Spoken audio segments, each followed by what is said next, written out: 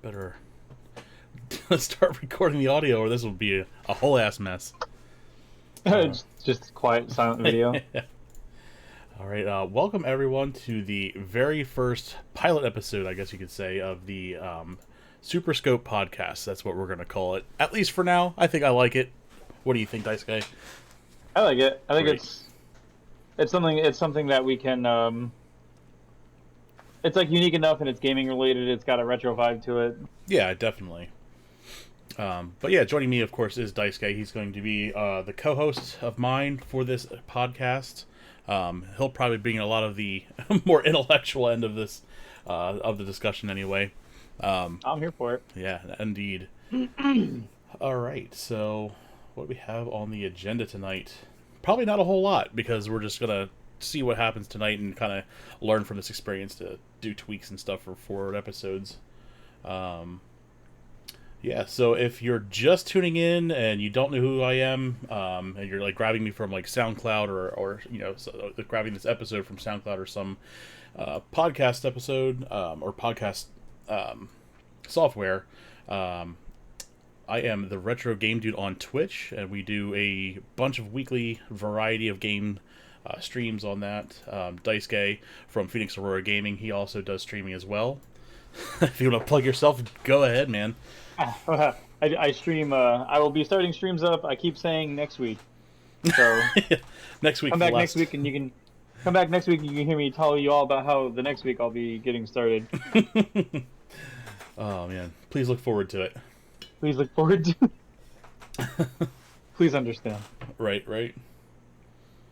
So we don't really have too much going on as far as events, but you know, I'd like to in the future. We could definitely do some charity streams, some marathon streams, and all kinds of stuff like that. So we'll definitely do that.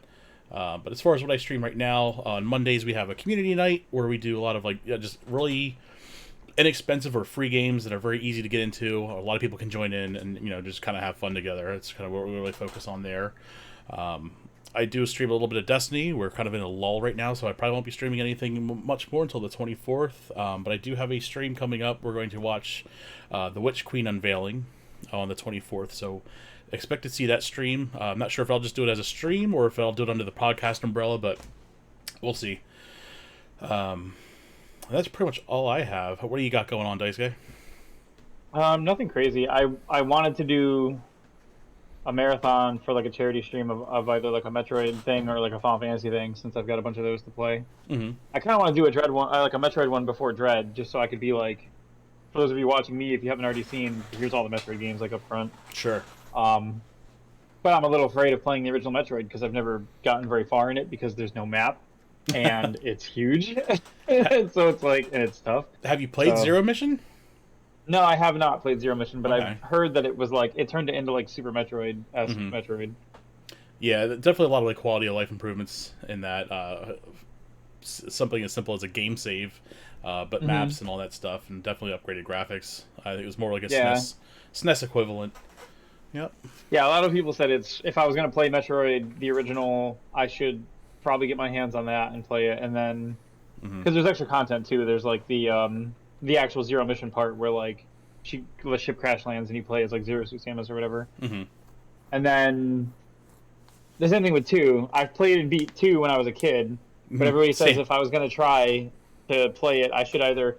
Apparently, a Metroid 2 remake is pretty good, which is still free online, but it's something Nintendo kind of has in their crosshairs. Oh, is that you were showing me that a couple weeks or a couple months ago? Actually, I guess. I think so. There was a Metroid 2 remake, which was like somebody rebuilt Metroid 2, sort of from the ground up, and then there was a guy did a thing called, like I think it was called like Project Prime. And it's like a 2D Metroid Prime where you're locked in on a side camera view, but it's like the world of Prime and the lore scanning from Prime, like you scan objects and stuff. Maybe that's what I'm thinking of. I think. I was watching that. I was watching you play that. Okay, it had like that really beautiful like parallax graphic, like side-scrolling graphics and everything, just really well done. Like, that was the Project Prime game or whatever it was called. Yeah. Those are those opportunities. It's like, man, you should pick those dudes up and get them into a dev studio immediately. Other than that, I mean, I think because there's Metroid Returns on the 3DS, Samus Returns on the 3DS, which is a Metroid 2 remake as well. Right. But I don't. I mean, I guess I have my son's 2DS. I could try and get that wired up, but I know capture carding DSs is a pain because like I actually don't have any idea how I even would do that. I've never even tried. Was that a DS or a 3DS title? The 2DS. Well, it's a 3DS title, yeah. Okay. Right? It was a 3DS title? It makes the most... Yeah, because I think it came out towards the end of the 3DS's life cycle, so it definitely wouldn't be a DS. Yeah, it wouldn't be a DS game then. Yeah, it was a fairly newer game. I think the DS, they had Metroid Prime Hunters. That, like, 3D run around, play Metroid with multiplayer and stuff, which was weird to watch. My buddy was super into it. And it was, like, crazy to watch, like Metroid Call of Duty thing going on. But I would like to do a Metroid run, and I've been saying I want to do Final Fantasy for a long time, but I end up putting that one off every time. So maybe I'll do a Metroid one. My last charity run, I think, was the Final Fantasy VII remake had come out while I was doing a plan for a charity. So during a 24-hour charity day for game day, I think I did FF7 remake, some Minecraft, and some Portal, because I'd never played the Portal games. Okay. And so rolled up into that, we played Portal 1 and Portal 2. Nice. So you did all that in a 24-hour stream? I think I had already been playing Portal 1 on stream. Uh-huh. I think I beat all of Portal 2 in the sit-down. We did Portal 2, we did Minecraft, we did FF7 Remake. That was the last time I did it. And the last time before, the prior year we did it was Kingdom Hearts and Fallout 76 beta, because the game wasn't out yet. But the beta was, so we were playing the beta for that. Oh, I kind of vaguely remember that. Yeah, that was... I remember the game coming out. Yeah, 16 times the resolution. It just works. It just works. Yeah, that was a nightmare in and of itself. Holy shit. It's just like an empty world. I remember like getting into that with you guys. And I'm like, is there something to do in this? Like, I felt bad because like you know how I am. I love playing like cooperative games with like friends. So like I live for it. Yeah. Like getting in there and playing with everybody was great. And a lot of my friends like Reese and Dustin and like Gonzo, they were all big like fans of the Fallout franchise. So they were like super hyped to get in there. And I'm like, yeah, I'll roll with you guys. I'm like, this is awesome, you know. And then we got in there and I'm like, so what do we do? And they were like, let's go explore. And we explored like pretty much the whole map in a few days, as much as we could. And after like a week or two of exploring all the map and like kind of doing most of the stuff that was around in the game, we all were like, yeah, there's not really anything to do though. Like nothing's really gated in a way that makes it so like you have goals to progress to. It's kind of just build your camp, and then building your camp is like the only real thing you can work on over the course of the game. Right. So it was like, okay, I guess we're done. Like we kind of did everything. And there was like the whole like, well, you can get codes and then you can do a nuke and then you can go into the nuke, but it was like, okay, for what? And they were like, well, because ruin other people's content. Camps. And it was like, okay, but like, I don't know, that doesn't really hold for me. And then I think everybody fell out of it pretty quickly. Yeah, I don't think it even had like a raid or anything to do really like on launch. If I remember correctly. apparently nowadays it's a lot better to go back because there's more content plus NPCs plus there's like Yeah. well, I think they added what they didn't have. They were adding a raid, but I don't think they did yet. They added like a battle royale mode, whatever it's called, Ring of Oof. Fire. Yikes. Yeah, I mean, I think they were just kind of What a rolling along complete like the. misread Hmm. of a community. They absolutely, like laying the groundwork for cutting edge gameplay modes And you canvas bags.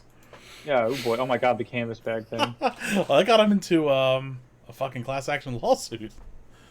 Yep, that was So- a hot mess. It was the whole launch was a hot mess, man. And you What would was the think other thing you would that think that happened game at companies would learn of that. There was a credit card fiasco, wasn't there? They took information from people's cards because of like to refund them for the bags, and then that information got out. So like all the credit Oh card info got out. no, I didn't know that. It was something like that. Like Oh my god. like they gave you a way to refund, but if you refunded it, accidentally got your info got added to like a list, and it all got leaked. Let me see. I'm gonna Google that because that was something that happened on the back of the bag thing, and so they were like in court twice or something. Oh man. All 76 credit card, and then on top of that, there was also it was the support forums. If you went to the support forums and you reached out to Bethesda, it might leak your private information, including your receipt, your home address, your email address, and the types of credit card you used, and all that fun stuff. So all the people who were like putting in support tickets for all the problems were then getting like doxxed and stuff. Yeah, I do have the article up here on the stream. Oh my god, that's horrible. Yeah, it was ridiculous. Their tweet from And then December also- 3rd. It was like, we're finalizing manufacturing plans for replacement canvas bags for the Fallout 76 Power Armor Edition. If you purchase the CE, please visit. Here's a Bethesda link. Submit your ticket by January 31st, 2019. We'll arrange to send you a replacement as soon as the bags are ready. Mm-hmm. It says I'm receiving appointment. Wow, go ahead. Oh, on top of that, it looks like it's gone now, but there was the website for FalloutFirst.com where they announced like the paid subscription service. Where like so if you paid them for the subscription service, the membership benefits included things like a private server, which was kind of like you had to pay to have a monthly subscription to play the game by yourself. Like they found a way to make you have to pay to play the game by yourself, which was like bizarre. Right. And there was other perks and stuff, but the problem is there was perks and there was things in there that weren't supposed to be in there. Like you got repair kits for your guns that would instant repair them, which means you could pay to win by like buying auto repair kits for your gun or for your camp. I vaguely remember that stuff. It was like kind you of could buy fridges that would make your food last longer and not spoil, which was like an advantage again that you would have. That also was only in the pay store, so it was like. It was really rough. And then the website, FalloutFirst.com, before they actually registered it, they announced that it was coming. It or something? Someone snagged the website I remember first. that. Yeah. And the whole thing was like basically like a big screw you to Bethesda. It was like the imagery was like the Fallout imagery, but like the dude giving the middle finger like 10 times, and he was just basically like it was a whole big parody thing where he's making fun of them for it. And it was the official site, so like people like Bethesda had to be like, "Don't go there. It's not FalloutFirst.com. It's like after they Bethesda.com forgot to park the URL Fallout first. Yeah. That's amazing. Oh my god! So what an right now the absolute URL's mess. dead. FalloutFirst.com just it goes to like a domain name. Because I guess after that guy finally lost it or gave it up, Bethesda still didn't pick it up. They just said whatever. So it's just a floating domain now again. Oh wow. I mean, hell, like buy that and make it a redirect at least, so that someone else doesn't scoop it and make it something else. But that's pretty. That incredible. what do I know? I'm not a head of a CEO of a company's marketing division, so like, what do I know? I guess. Right. I don't think they. What do they know? And at the end of the day, either. I mean, they asked Todd Howard. Such a horrible execution. Yeah, they asked Todd Howard about the website, and he said it just works. It just works. Type in FalloutFirst.com, it just works, and they were like, Todd. Don't you people have phones? You can just type it in. Oh, it's a good segue. Let's do a couple of stories and we'll get the hell out of here. So I guess there's more allegations at Blizzard. Oh, is there? It's a mess. There's like some employees quoted. Where did I read this one? Here, this is a great one. So this is, I guess, from Kilgore here. It's like, don't sleep with your assistant, but if you're going to sleep with your assistant, don't stop. So that really kind of paints a picture of like the culture there. It's just absolutely insane. Like, oh my god. Don't sleep with, if you're going to sleep with your assistant, don't stop. Wait, what is that? I don't even know what that means. Like, that's out of control. The answer, if you're going to do it, like, stop as soon as you can or something. Like, don't stop. Wait. Right. Oh my god, man. I don't get it. Like, it's not hard. How do these people... Right, just don't fuck your employees, or imagine. If you do, make sure you have their consent. Imagine being in a powerful position at a company like this, living the life, right? Like you work at like a Blizzard, you make good money, probably 6 figures, like, and somehow instead of being like grateful, instead of being grateful and respectful about like how awesome of a position, like there's people starving, there's people homeless, there's people working factory jobs, 12-hour shifts, third shift jobs, and you get to work at a video game company and have a good time. You chose to be a piece of shit. Right, like, I'll never understand. But it even says, like you were talking about, it's like Blizzard just, all these people living this high life, is like Blizzard suffered from what's like a rock star mentality. They're saying, like, the success of, like, World of Warcraft was a major contributor to the culture, and it's like, they just thought that they were that untouchable. And I think it's like, it just really speaks volumes to this company.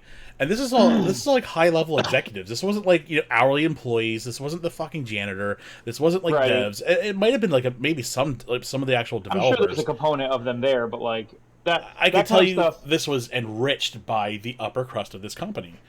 Well, that's the thing, yeah. Like, those things don't happen from the bottom up. They come from the top down. Correct. If the people up on top down don't appreciate that behavior, right. It's an enabling from it's a form of enabling from a power structure that's already in place there, and it just goes to show you, like, they're just their desperate PR grab. It's like they send out an email to employees like, hey, this kind of behavior is not going to be tolerated, and it's like, it's not us. I can see it from like an employee's perspective. It's like, it's not us doing it. Right. Well, and it's just them just desperately trying to save face. Right. It's like you see that happen all the time where, like, when I was like back when I was like working at like GameStop, we'd get emails from like upper ranks that would be like, hey, somebody did this bad thing. They leaked something that was NDA or non-disclosed, like, on Reddit, and it was like, okay, and they're like, so if you guys ever do that, you'll be in big trouble. But then you come to find out it was like the regional marketing director, COO or something. Yeah, right, and you're like, well, okay, so if this dude who's in the marketing department leaked something we didn't know about, like, sure, you're saying that's not an acceptable thing, but like, you're telling us like not to do it, of course. Like, right. We're not the ones who did it, though. Like, there's like a marketing director. Like, exactly. It's like, hey, hourly employee, just to let you know, it's not okay to embezzle money and funnel it into the Cayman Islands, and just like, yeah. Oh, hey, hourly, make sure you don't use your position with the publisher, like, and what position with the publisher? Like, exactly. I check lines of code for comments to make sure that they're there. Like, it's just for them to throw off the scent off their paper trail. That's all that is at the end of the day. It's them saving face. I hate using the phrase because the phrase has been contorted a long way from what it used to mean, but it feels like it's like a virtue signal thing where it's like you're saying it's exactly what it is. You're doing you're walking the walk, regardless of how you like. I'm sorry, you're talking the talk, regardless of how you're walking. You're making the attempt to be like, look, on our face, we're doing what we say we should be doing. Right, regardless of like the public perception, they get it on paper, and so they can because they know it's going to go to court. So now they have it on paper for litigators and say, oh, we try to warn our employees that it's not okay to fuck them, sexually harass and fuck their other employees. It's like, okay, yeah, but it was already after the fact, for one, and two, again, it's the wrong class or group of employees, for lack of better terms. But yeah, absolutely, man. I'm curious about how because one of the people at the top there, I forget what position she held in the company. She still holds the position. She's a corporate president of like maybe marketing or something. Frances Townsend. She was on the Bush administration from 2004 to 2007. In the Homeland Security Department, and she was the one who got like kind of laughed out of the media because she was pro-torture. Like, when they were talking about torture and stuff, she was like, "Oh yeah, but it works." And then they were like, "But you don't get results from this." the little bit of information You we get false glean from torture positives more than is anything. false. You almost never get usable information from any of this stuff. It's Right. not worth even doing, much less the ethical side of it. Even on the practical side, it doesn't do anything. Sure. And she like quietly, after the administration was over, she like quietly snuck her way into Blizzard, and she was higher up in the marketing side. And then after this whole thing happened, and like they put out the initial statement, and they said, you know, this is bad, and nobody should do this, and we obviously don't condone it. Mm-hmm. She put out like another statement that was like, if you have like this kind of problem and you're going to tell somebody, like, come straight to us and tell us about this kind of thing, and we'll work on it. But it was like way after the whole point of HR. Well, the whole point of HR at a company is to find the problems on the company's side and protect the company. They don't have the workers' interest. They should. And in some cases, maybe in smaller companies, absolutely. But like when you're like a Blizzard or an Activision or a massive company conglomerate, your HR is like loss prevention, basically. Right. Yeah, and you're absolutely 100% right. And let me see if I can find it real quick, because she put out an email internally, and it was junk. And then she went on Twitter and was telling people like on Twitter something about like she basically doubled down on Twitter, and everybody was like, "What are you talking about?" And then everyone who worked at the company like gave her shit over it, and she like stepped down, or she like stepped back or something. Her internal email, heavily criticized internal email.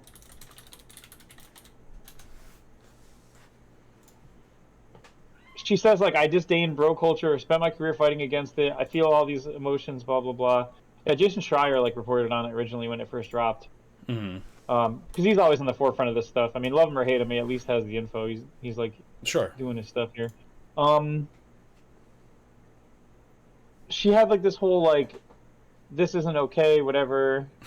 I reach out, let you guys know. Oh, a recently filed lawsuit presented a distorted and untrue picture of our company, including factually incorrect, old, and out-of-context stories, some from more than a decade ago. And then she goes through to be like, I'm proud of our company, and we're great, and if you don't think we're great, come talk to the HR team, and we'll explain why we are. and then we'll find a way to retaliate and keep it legal and fire you. And then, so everybody, of course, all the people on Twitter were, I think she deactivated her Twitter because everybody was like, wow, this pro-torture lady is saying we should be, like, happy about, like, our job or whatever. Like, every voice matters. I just looked over at the you screen. Like that? That's their plaque. That's their plaque on this stupid, on this statue in front of Blizzard. That's what bugs me the most. It's, like, it's already bad enough that they're doing all this shitty stuff. And but it sucks even worse when they, like, they virtue signal. They talk about being, open and inclusive, it's and all diverse, and then they're shitty on the inside.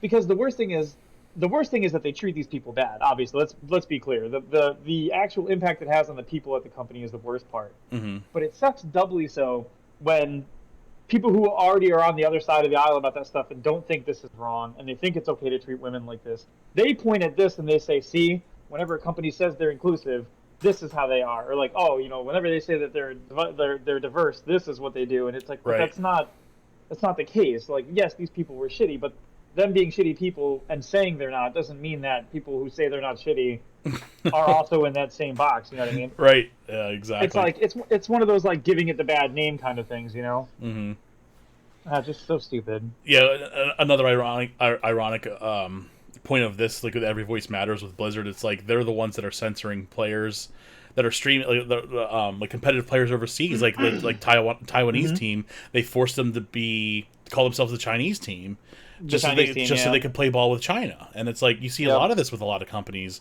where they'll censor celebrities or they'll censor esports teams for this kind of stuff. We saw like John Cena for calling Taiwan a country, and like they marched him out with a gun behind his back and like, Taiwan's not a country. It's like, it is a country. So it's like, had that happen? There was an NBA thing where like with their teams over there. There was there was another thing with Blizzard in China where at one of their professional esports events, one of the casters said something like "Free Taiwan," and they gave him shit for it, and then it became like a whole big blown out thing where like Blizzard was like, "It is what it is. We can't go back on that. We have to like punish him or whatever." Right. Oh yeah. So even at the Olympics, dude, the 2020 Olympics, when they were doing the Parade of Nations, Taiwan's team was listed as Chinese Taipei. That's horrible. Even the Olympics won't acknowledge Taiwan as Taiwan. They have to go under because if they Because didn't they all want to do acknowledge, business with China. well, because I guess China wouldn't be involved in the Olympics at all if Taiwan was allowed to be Taiwan. Wow. So they were How like the horrible agreement that would was be. right. Well, the agreement was like they would be like, okay, well they'll be Chinese Taipei, and we won't pull out like everything. And I mean, I agree. If they don't want to be there, they don't have to be there. But I guess from the Olympic Commission side, it's like I'm sure they're losing money and they're losing support and marketing and whatever. Sure. It's shitty. I mean, I get it. There's a billion people there, and I get it. But I don't think. To me, if you make that sort of good word for that. If you're willing to make concessions to like genocide or like the way they treat a country, then I don't think it's worth it, no matter what the financial gain is. I think like the ethics should come first and foremost. Like, I mean, how it affects people. If you're at a point where you're turning your head to genocide, like what ethics and morals do you have left at that point? That's like genocide's like the worst of the worst. And I just if you're willing to condone that just so you can do business in the country, so you can slap a fucking mobile game on their cell phones, it's like it's disgusting. Well, Disney went through that with Mulan. They like straight up thanked like the people that helped them, and a lot of people were like, "Yeah, the region you're talking about is where they have the camps where they're holding the Uyghurs." Right. And Disney was like, "Well, we can't help anything about that." And it was like, "Okay, but you could just not do business with them. Can. Like, you absolutely could. You would lose money, sure. God forbid. And losing money sucks, obviously. But like, I feel like if you're saying the money makes it okay to do the thing, then you have like this ends justifies the means mentality where you start looking at like things like genocide or crimes or the way you treat countries poorly, like you treat people poorly, and it becomes like a money versus people thing, and you can't ever do that. Like, people aren't supposed to have a value. Right. Like, we're supposed to be invaluable, because otherwise you can say one person dying in the street starving is worth 10,000 people eating. Like, utilitarian speaking, sure, having 10,000 people eat is great, and it sucks that one person died. But if you do that, then you could be the person who starves tomorrow. Or any of us could be that person who starves, which is why they teach you to not have that mentality ever. People are, they can't have an inherent value assigned to them, because then they can become worth less than something. And you don't want that, because then that could be you or any of us or your kids or whatever. Right. So it's like, it's the basic thing they teach you in like elementary school about like treating other people the way you want to be treated.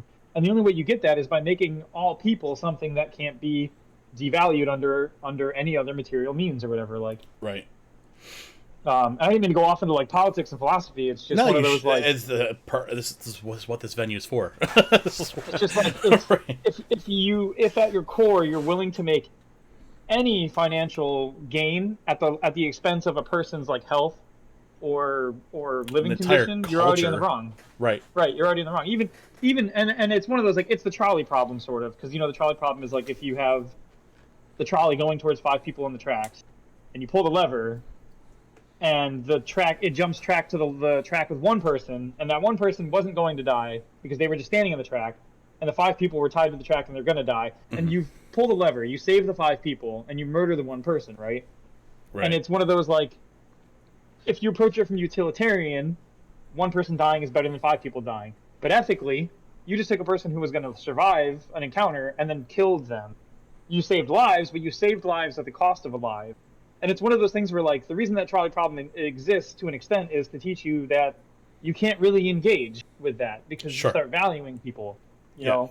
Yeah, there's no right answer. It's basically a thought exercise. It's a thought exercise, right? Like, but if you start putting even the value of life against life, like 1 life against 5 lives, is it someone worth money? Is it someone who's going to cure cancer? Like, do we save a cancer cure person if we get to kill 5 convicts? Like, even at that point, you can't kill 5 convicts to save a cancer doctor. Like, yeah, like Dark said in the chat, the ethical choice is to not play the game, because otherwise you're ascribing value, and then you've already lost. Exactly. You start making special concessions because one person's X and the other person's Y, and X has more value than Y, and that's where you really tread into very dangerous, because then all of a sudden it's slippery slope territory. Right, because then 2 years from now, you've got a person running for president who will say things like, "Well, yeah, it sucks that there's 100,000 homeless people, but look at the economy." And it's like, but you can't. You can't do that though. Like, just because you're not the one starving doesn't mean that it's okay that everything else is running fine. Right. That's how you get the stupid throw people in volcanoes mentality that they used to have in the old religions, where it's like, well, if we sacrifice a dude once a year, everything else seems to go fine. And it's like, oh, don't do that. Right. Yeah, I could go on and on about that stuff, but Oh, absolutely. but But a great no, segue. Overwatch 2 is not. It looks like it will release in 2022. interesting. So there's two forks. There's a lot to unpack here. The first being obviously the Activision dilemma, which we were just talking about. It Right. seems like from what I've seen on Twitter and a couple news stations that development in general has come to like an absolute halt for everything they're working on right now. I've heard the same. I've heard WoW and Call of Duty and pretty much any content being developed has sort of ground down to like a Right. stop. The I mean, I don't know if that was just because of the specific walkout that one day. I don't know if the walkout's still going on. I actually don't know if it's still going. I just right. know that it was happening that one day. Looks like May just saw a cube crawl. Jesus Christ. Um, So another thing is too. I ascribed Overwatch. If it's a seasonal content kind of game, why is there a sequel? And I think again, this is an Activision problem, and we saw it with Destiny. They made a Yeah. sequel to Destiny. It didn't need a sequel. It got a Right. humongous backlash from the community. Like, where the hell are all my guns and exotics and armor that I've been earning for the last 2.5 years, 3 years? Yeah, absolutely. And it's just like, Thanos snap, boom, it's all gone. I think it was more or less. This is something again. It doesn't need a sequel. Build upon it, add more content, and then phase out old content. If you're going to have a game Right. that's this long, and this is all new water too. A lot of these games, it's like we haven't had these games Yeah. around for more than 2-3 years. So like these seasonal content rollout games are kind of new. But you're going to have to understand, there's going to be a point where you're going to have to, basically, content's going to have to fall off, especially if it's outdated or if it's overpowered, then you balance it. Especially if a game gets too big in volume. But I know you don't necessarily agree, especially with like in the Destiny content, but with Yeah. in that Well, aspect. the way I look at it was like it was easier back when it was like game and then sequel because everything got left behind on purpose because they made a new game. right, And when you have and I'm spoiled as hell because I play Final Fantasy 14 and we haven't lost anything since it started. right, and if it Which- can be helped, then you shouldn't have to download or get rid of it. Right. But I think Like- it's specifically for Destiny, I think a lot of the stuff was pulled offline so that it could be re-optimized and added later. Oh, absolutely. Yeah, I think we'll see a lot of that content return eventually. Right. See, I think like my only issue right now with the current like the way Destiny does things is they still kind of ride that like fear of missing out. Where like if I hop Big in right time. now, there's seasons that I didn't play with story content that I didn't play that it's just in the void for me. I have to like watch a YouTube video Sure. or talk to you guys and be like, hey, why is Lakshmi like this? And you're like, oh, well, in season 7 this happened, and then in season 13 this happened. Right. Now we're on season 20, and I'm like, okay, it would have been cool to experience that. Even just like a theater mode where like maybe they give us some of these little cutscenes they've been making more recently would be cool. But I mean, at the same time, it's like sort of like a winners can't be like beggars can't be choosers kind of thing because like, I could be playing it currently right now. I mean, all the content's pretty much included, and it's not like it's bad like mobile game bad where it's like, everything costs energy and It's sucks yeah, to it's set not it and gacha, whatever, and like, you have it's yeah, stupid. you It's have not predatory. It's just slightly annoying at times. right. However, for something like this, dark spoilers. Eva Levante is Sabathun spoilers. That's not spoilers. That's a She's meme. trying to get the. She's trying to get. Yeah, I know. I remember Ava. Nice. No. So with this whole Overwatch thing, what's interesting, I think, is like you were saying, this is the kind of thing you would have thought they would have kept it rolling and just released content and released content. Right. And I understand that if they make the case to me that the whole game is maybe using a new engine or it's being rebuilt for some reason because of something, I could understand a change of like that would warrant like a whole nother game, sure. But I think like for me personally, the thing that never got me with Overwatch was that it was pretty strictly like a competitive game. Like there wasn't like story mode. And they could do that stuff because they went for like Halloween one year. They did have like missions you could run, and you went against AI, and the missions were cool because it was like you're like for a game like Overwatch is a hero shooter, right? So more than a game like Destiny, more than a game like Call of Duty, Overwatch is about its character and the stories they tell and the arcs that they've gone through and their personality and everything. And it just seems wild to me that they made a game built around all these people's personalities, and then we never got to explore it in game. My Yeah, favorite yeah. thing There's about always like Overwatch before cutscenes and launch. stuff that would introduce characters and go pretty in depth. Like, Oh yeah, dude. yeah. My favorite thing when they first announced this, I was still at GameStop and we were like marketing it and talking about it, and they used to play the trailer on the screen of like Tracer at the museum and the kids looking at the relics, Hmm. and then the villains attack, and then the kid helps Tracer out accidentally by like using the thing on one of the bad guys at the right time, and they end up winning the fight. And it was like, dude, I love this stuff. You know what I mean? Right. And then it's like that Marvel feeling almost, or the DC comics where it's like the heroes and the villains, and it's cool storytelling. And none of that exists though. It's like it's Crucible, but with individual people that you pick. Right. Like, and it's just bonkers that they have these great trailers with like Genji and his brother, and they're like explaining how they were together, and how Genji must have turned bad at one point and stuff. And it's like, I know the lore is out there if I go Google it and I go to like Reddit and I have someone piece together lore, but it's the same problem with like the Destiny's lore. That's it's a like, problem I have with Destiny 2. It's like I shouldn't have to search it out or dig through weapon tabs and read like storylines, then sit there and piece it all together. That's a lot. I wouldn't even mind if they cutscenes. did it. If they did it that way, like if you have Destiny's system where all the lore is buried on the weapons and the armor pieces and the like descriptions, but it's at least something, I guess. But well, if they take that, and if I have a section like in my like pause menu, whatever you call it, there, the director. If in the director there was a section that was like an overall lore of the entire game, and I had to open the sections and pieces of it by finding it on the guns and gear, and it was like once I found that gun, puts it in like once I found Nameless chronological order or Midnight, something. it was in there in its order. Sure. I'd be fine with having to unlock the lore. You know what I mean? Like Right. that would give me something a reason to keep playing and a reason to go find the raid gear weapons that I'm missing, Right. even if they're not good competitive weapons. If it's got lore on it, sure. It just sucks that now any piece that got vaulted or any piece that got sunset and isn't coming back or whatever, I can't even look at that anymore. I have to go back and look at a YouTube video from 2018 when some dude first got it and read pause his Right. video to read the lore tab. Right. Like, I think you can go into okay. the collections and still read the lore tabs. I could be wrong there.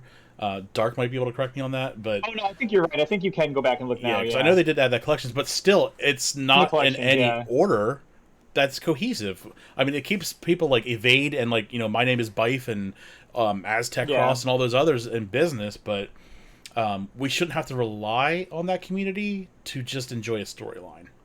Well, especially because there's a lot of lore too that I missed out on from D1 and D2 where it was locked on. Like I played a hunter pretty much the entire time, and there was like warlock gear that would talk about the whatever happened here or there, or like there was Titan gear that talked about certain things, and it's like, okay, cool, but like again, that's so I'm locked out of. I'd have to play a second and third character, and I don't want to play a second and third character if I don't want to. Like, Right. and it's just bizarre that it'd be like playing Final Fantasy, and it's like, what job did you pick? And you're like, oh, I picked, warrior. And they're like, well, then you don't find out about why the villain was in this town. And I'm like, what? And they're like, yeah, you have to play as a paladin. Yeah, you got the like, oh, paladin's okay. armband and belt to piece that together. The paladin belt, yeah. And when they get rid of the belts, all the belt lore goes away. Right. No, it's just one of those like, I don't know. I don't mind having to work to unlock stuff like that or earn it. It's just like Present it when in you're a way making that's players do things they consumable. don't want to do, or yeah, if it's like not consumable at all for some cases, like Right. like for example, I can go look at the lore tab for all these different guns, but I can't look 5 seasons back to see the cutscenes from 5 seasons ago. So whatever information was given to us in the little quests they give us in Destiny from season 10. Right. That's long gone. So, like, unless I go back and watch someone play Season 10, I don't know what happened in Season 10. I even saw someone make the suggestion that it's like people should be able to, even in Destiny, I think they're doing this in Halo, where you can go back and buy previous seasonal quests. So you like the whole season tab, so you can actually earn all this stuff progressively. Yeah, I heard Halo was supposed to be doing that. Yeah. And I really think that It never goes away. With Oh, yeah. Destiny. And you know what it was? Every season's battle pass is permanent. It never Battle goes Pass, away. That's what I'm looking for. Yeah, You season can roll back through every battle pass to find all the content there still, and you Right. can do it like a year later or whatever. And if you're I behind. really think that that's something that Destiny should adopt, and I think that would resolve a lot of the FOMO. Right. Well, and you know what's nice about that? It makes you feel like the value that they're adding to the game. Because even from a developer side, if I spent my time developing season 12 and then those missions just go away, I'd feel like an idiot sometimes because it'd be like, man, Sure. remember those cool things that I did that we only used for like 3 months and then they're gone? Right. Like that feels bad too. But like as a player too, it's the same thing. Like if I could just go, like honestly, if they did that with Destiny 2 and Destiny 2 actually ran on my computer for whatever reason, it doesn't want to do that right now. But like I would have no problem going through and marathoning like all the seasons that I missed and trying to Oh knock yeah. out rewards on those lists. Like or like hunting for specific pieces of gear I missed or hunting for specific things I missed. I think that'd be fantastic. It would give me so much more to do in that game. Right. Well, like even like you and I were just talking about some specific Destiny lore the other night, and I was like, oh, I want to go back and play some of those missions. I can do that in Destiny 1. I can't do that with Destiny 2. So I can't be like, oh, okay, well here's a bit of this lore. It's actually explained really in depth in this mission if you pay close attention. Some of that you can't do that anymore now. So there is a lot of that. There's a point where there's a point where you have a lot of new light players that simply cannot explore a lot of this lore because of the way that they face content out. Rip Menagerie for real, yeah. So right, see, I hope they bring that back. So I wouldn't care if it was like a Call of Duty game where the people aren't playing for that, but like if you're gonna make a game like Destiny or a game like Overwatch 2, these games are story driven. They're driven by the characters. They're driven by their personality. I care about Cade. I care about Osiris. Like these are cool characters I want to learn more about. Right. And it sucks to find out that some of the stuff you learn about them is already gone, or some of the stuff you learn about them is only if you play a certain character at a certain right. And then it's like, it can be frustrating. Like, I guess it could just be like situational because I'm used to traditional storytelling in games where like, if I play through Kingdom Hearts, it doesn't matter what I pick for my starting build. If I pick sword, shield, staff, I get to see the same game. Like, right. And I wouldn't want to play that game 3 times through with different setups just so like if I don't like playing Titan or something.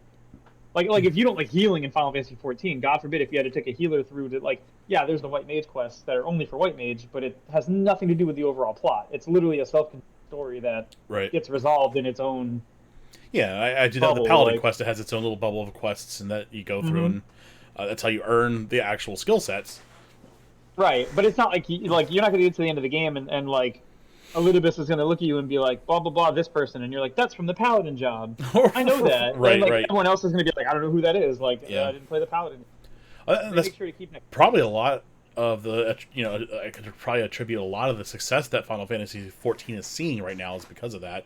And again, looping back to Activision, they're not helping because we have seen in the last 2-3 weeks, maybe even 4 weeks, a mass exodus from WoW over to Final Fantasy, and they're having a hard time keeping their doors open because there's too many people coming in. I've heard, oh my god, dude, between the servers being full and then Final Fantasy being unable to sell digital copies, people at home think about what that means. They couldn't sell digital versions. They of their ran game out there of were too many codes. people. Like that's insane. I don't think I've ever heard that happen. I mean, I've heard when I worked at GameStop, we've run out of codes for a game because they only provide so many or something like that. I have, but it was like one specific time. I don't remember the specific incident, but it was like one other time I heard about like someone running out of like digital codes. It wasn't for an MMORPG, that's for sure. I think it was just something that just became popular overnight. I'll have to go and see what that was. We'll talk about that maybe on the next episode. Right. No, it's bonkers to think like how. Although to be fair, I heard from people, and I didn't do any research into this, so I could just be sort of repeating something that I've heard. But people were mentioning that WoW's playership was already decreasing upwards of like 40%. Prior to I mean, the Activision thing. People were complaining that the game was already rotting from the inside out. Yeah, I've heard a lot of people were saying like it wasn't like, and you know what it is though for me is like, I noticed a trend when you have a lot of like, especially like, okay, so you played Doki Doki Literature Club, right? Sure did. And I know it sounds like a wild tangent to make, but bear with me for a second. No, that's fine. So you played DDLC. Did you enjoy DDLC? I thoroughly did, yes. Do you think that the people who made DDLC cared a lot lot about their like cared a making lot about sure their they players? enjoyed it? Oh yeah, and they liked what they got, and that it was cool for them, and all that fun stuff. Because like that dude didn't charge for that game originally. Like Uh-huh. there was no money generated on Plus until Plus, unless you Right. count like merch that they made or And Plus was just stuff basically like them that. prepping the game to go to console, and that's obvious Right. with the OS. But there's such a fucking deep dive into the lore in that game that you really Hmm. have to dig through. And I holy shit! But But yeah, so like there's a lot so for there. example, you have that, right? And that game was at launch free. The dude didn't charge for it. So it wasn't like he was, he came up with a great game and a great concept and knew he could make $10 a pop, because he probably could have made like $10 a pop on the base game. Hmm. And he didn't though. He released it for the fans. He created the whole project and then threw it out there because he wanted people to enjoy it. You know what I Sure. mean? You look at games like Celeste, where they go out of their way to include like inclusive modes about, so like you can get through the levels without dying, or you can get through the levels without struggling, or you can play the game the way you want to play it, and they tell this story and they have all this.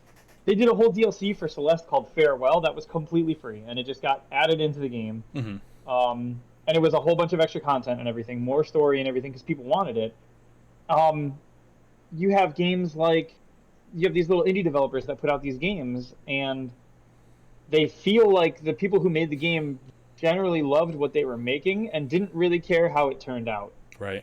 And then you put it up against like, the corporate games, like you have stuff like Anthem, and you have stuff like Mass Effect and BioWare Studios games, or you have like, and I'm not saying the individual teams at BioWare don't love their product, because I'm sure that they do, Right. but like you can tell the difference between, this is put out the way that like Kingdom Hearts 3 A got put passion, out the way that yeah, it was a because passion project Disney, versus like a corporate right, like shit Disney and drop. Square Enix had their fingers in it, and they were like, this can't be like this. This has to be changed. This whole level's got to be switched around because it's not right. Like, you Right. can see that stuff in these games. You can see when the Anthem dev team works really hard to make Anthem a cool Iron Man flying experience, and then like a head at the studio in Vancouver looks at them and goes, "Oh, take out flying." Like without even thinking about the repercussions, and then the whole dev team has to like break their backs to Right. do that, He and just wanted then to swing he his says he dick, wants it and in, that was it. and then he wants it in again, Right. and then they spend another 6 months redoing the work they did, resetting it all, and Oh it's my like, god. the dude at the top doesn't care. He's looking at numbers on a ledger. He doesn't care about how this game's going to come out. Hmm. And when you remove that element from above people, yes, it's, on the one hand, the funding has to be there for these games to be made. Like, I can't just make a Doki Doki style game myself unless I put a lot of time into it because of a cost, Sure. But you can tell when these people don't have someone breathing down their neck about their ledgers that they can produce things that they generally enjoy, which seems to always lead to players who just like, that's why they call them indie gems, is because people love them Sure. for what they are. I mean, And in the last maybe 10, 15 years, it's like I don't even run after AAA titles anymore, with the exception of maybe some Nintendo stuff, because they're pretty renowned at publishing fucking gold from the start. But when you hit me with like games that are unfinished, you look at Assassin's Creed, Cyberpunk 20 whatever, yeah, they're just terrible. Like, and like you see the public fallout. You know these companies are watching each other and they don't learn. They continue to try to cut corners, and it blows up in their face. well, it doesn't help. You have companies like Activision who decide that when they need to fill positions in their company, they hire like Bush administration officials to fill roles, instead of like maybe hiring people who actually belong in those roles. Industry professionals instead. You get people like like BioWare was an example where the guy at the top who was leading the team, when he left because he didn't want to do it anymore. I think he was the guy from Dragon Age, was doing Anthem originally, and then he bounced, and they started replacing people at the top with like people from like the financial sector who didn't really understand anything about games or gaming or passion project, art or creativity. They literally were just able to look at P&Ls, profits and losses, and be like, this is effective, this is efficient, here's how we should run it. It's like, but you guys aren't getting anywhere. And then the rest of the dev team, they were making stuff they thought was awesome, and then they'd go to their bosses and they'd bump heads on like, I have an idea, you have an idea, let's go to the boss, and the boss would just be like, I don't know and I don't care, just get the game done. Right. And so then you had teams that were getting paid to do nothing because they didn't know what they were supposed to be doing. You had teams that were developing stuff that they weren't going to use. Yeah. Like, and then they were working around the clock, burning out at the same time. And then the end product feels hollow. It feels like a shell. Like look at a game like Hollow Knight.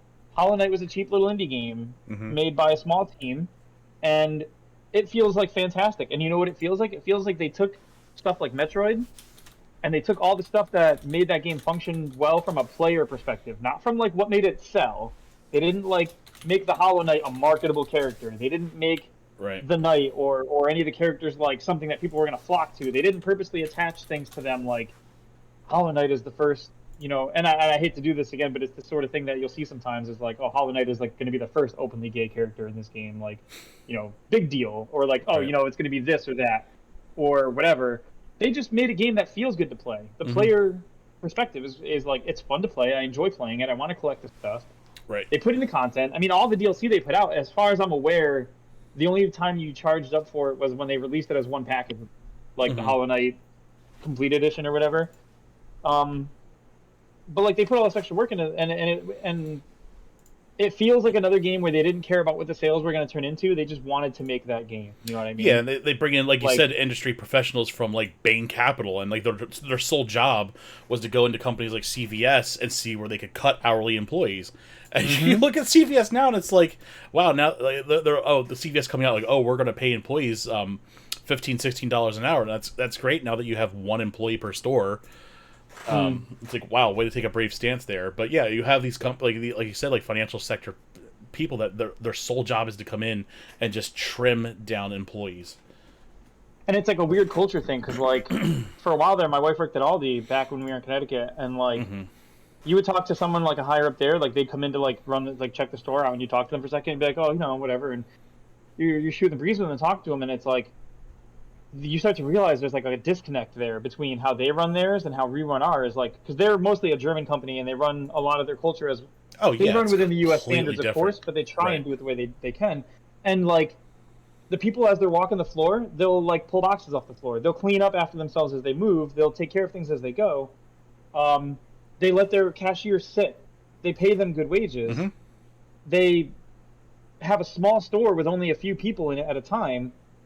And then meanwhile, I go to like Price Chopper or something down the street, or Stop and Shop or whoever. Right. And they've got 50 employees, and half of them are kind of hanging out, and the other half are like carrying up the slack for them. No one's actually checking product or cleaning aisles or doing stuff that matters, and and they have to stand. Meanwhile, you have to meet this qualification. You have 20 mid-level managers like, sitting in the back watching fucking off and stuff. I saw it working at Lowe's. I mean, I saw it firsthand. It's I don't know how it is now. I know. I mean, the culture was pretty terrible when I was there, and again, that's all regional. I know. I don't want to throw Lowe's under the bus because I know you have relatives that work there, but I have a relative who has left there already because it was garbage. Sure. But it was the same thing like you're saying though, is like there's a lot of people who like they think delegating is just handing it off completely. Right.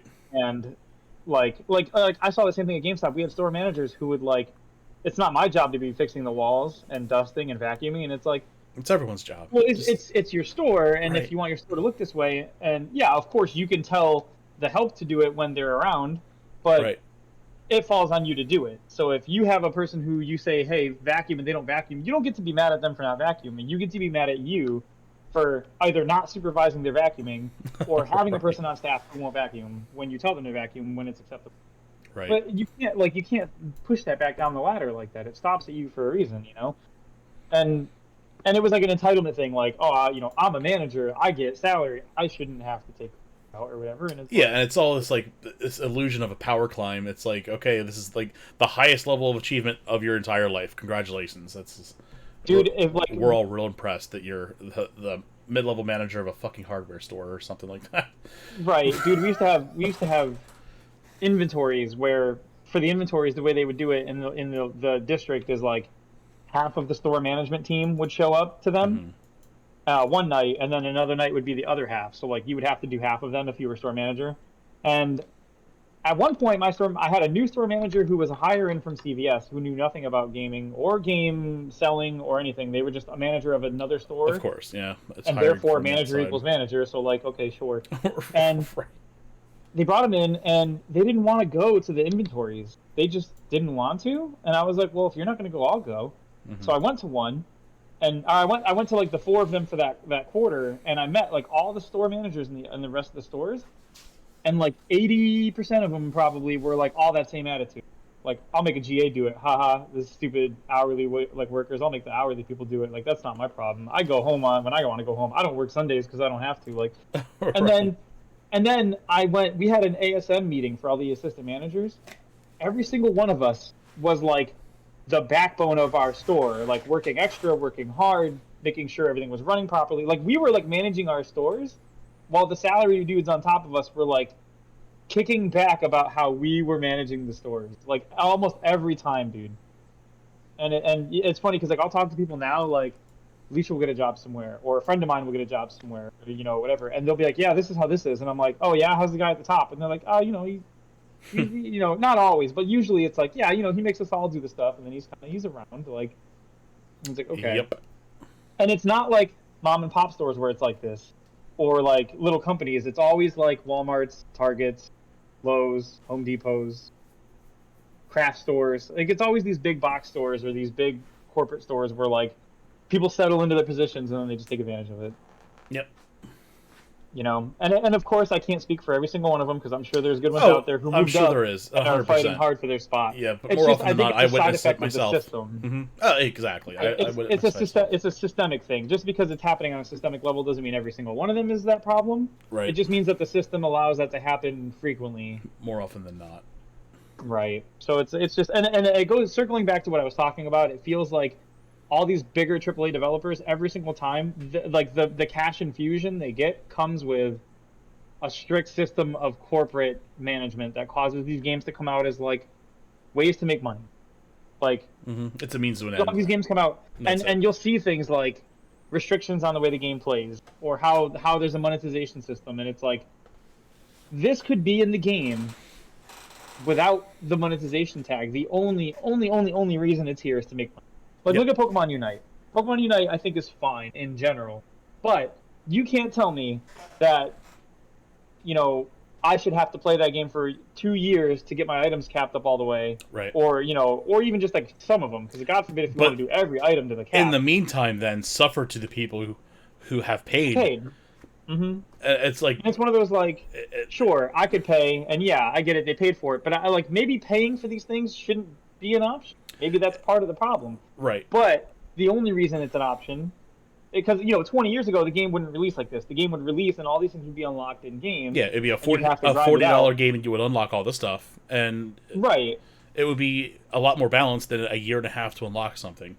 And I'm surprised there's not more Fallout than there is because of all the fallout that happened with Star Wars Battlefield or Battlefront 2. Yep, Battlefront, yeah, had that problem really bad. Before launch, even, right at the launch and through their launch. And it's like, how quickly we forget and let this stuff normalize. That was EA, yeah, with them. Mm-hmm.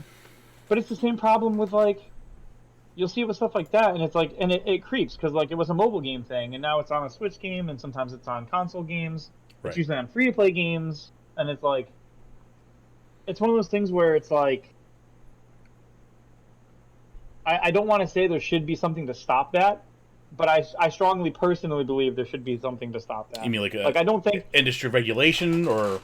I think there should be a regulation on that kind of thing, because like you look at games like some of them are terrible. Like look at FIFA. There's people who dump hundreds of thousands of dollars in FIFA to get like their perfect team. Right. And it's one of those like, and usually the justification for it is some sort of weird, conceited, almost like exclusively American mentality of like, you know, if I have the money to throw at it, I should be able to do it. And it's like, but you wouldn't have to. Like the system's that you just earn them. Right. Right. And even in Europe, like Europe starts to look at that stuff with like loot boxes and says like, hey, this is basically, and God forbid that won't be a thing that we take care of here in my home country anytime soon. Mm-hmm. But it's just wild to watch like these kinds of things happen. You can buy a max level raid ready character in WoW for $500. See, and it's like, I get that people want to do that, but it's like, why don't you just make them play the game? Why don't people just play the game? Right. Like, I don't. Why would you pay that much money just to jump to the end game and miss the storyline, miss the potential of playing with your friends and having a good time? This baffles me. Like, you're paying that much money to not play the game. I mean, people talk to me about Final Fantasy, and like when you guys were asking about it, or when I first mentioned it to you guys for the 18th time about how Final Fantasy has a level up to level 60 free trial with a critically acclaimed, award-winning. You guys know the meme, right?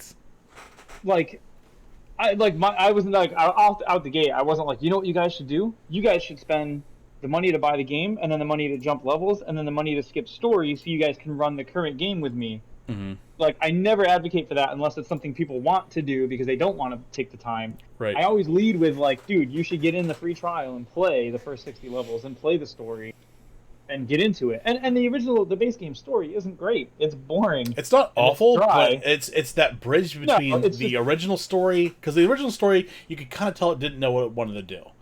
Right. And then there's those patch updates, which for people at home, the patch updates are actually just extensions of story that bridge to the next expansion.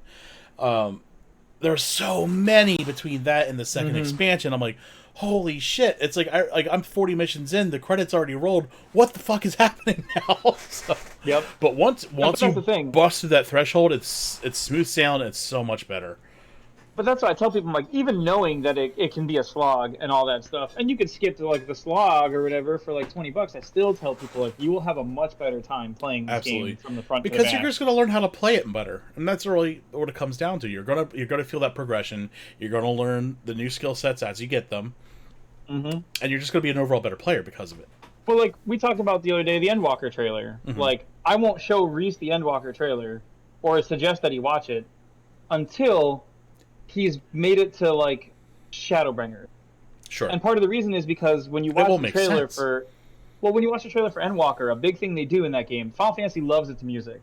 Mm-hmm. It absolutely loves its music. It treats it so well, and it works it so, like, it does so much with the music. And the Endwalker trailer, the best part about it, if you ever watch people react to it who have been playing the game too, it's crazy to watch because they all react the same way. Right. They always lose their mind when the Heavensward theme kicks in and they show Estinian. And you're like, that's the Heavensward theme. And it's like, if you skip that, that doesn't mean anything to you. You don't get an attachment to either Estinian or the music. Right. And then, you know, the next section, it goes to the Stormblood part, and there's lyrics. And the dude's, like, chanting the Stormblood words, and the guy's going up the elevator. And if you haven't played anything to this point, or you skipped it all, now you it's don't starting know to click going up the elevator. That things are going to come together. Right. Right. It started for you. It's like an Avengers level, everything's coming together feeling. Right. And then for a person who paid to skip to just Endwalker, they're like, yeah, okay, this is the guy I'm killing? All right. Or like, certain people that don't pay attention to the storyline at all. You're missing out on so much. Like, I would equate it to sitting down to watch, like, Avengers Infinity War and then Endgame, having not watched anything leading up to that. Like, that's what it feels like to me. Sure, you probably can't get away with sitting down and watching it. Right. And the individual story within it will probably make some sense. But you'll miss every reference they make to the old movies. You'll miss the references they make when they time travel to the movies you've seen. Like, you'll miss anything they connect to anything. Right. Because you're just trying to experience the end of it in a bubble.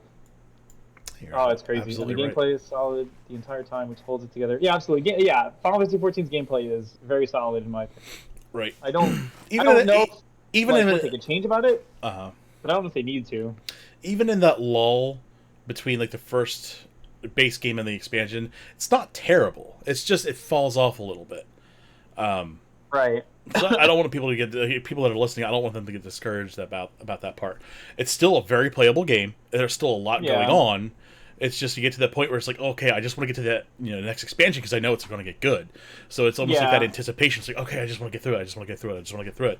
I think for me, I remember that part turning into, like, it feels more like padding than the rest of the game feels like. It feels more like fetch questy and, like, go to A to B to C to A again, talk to person.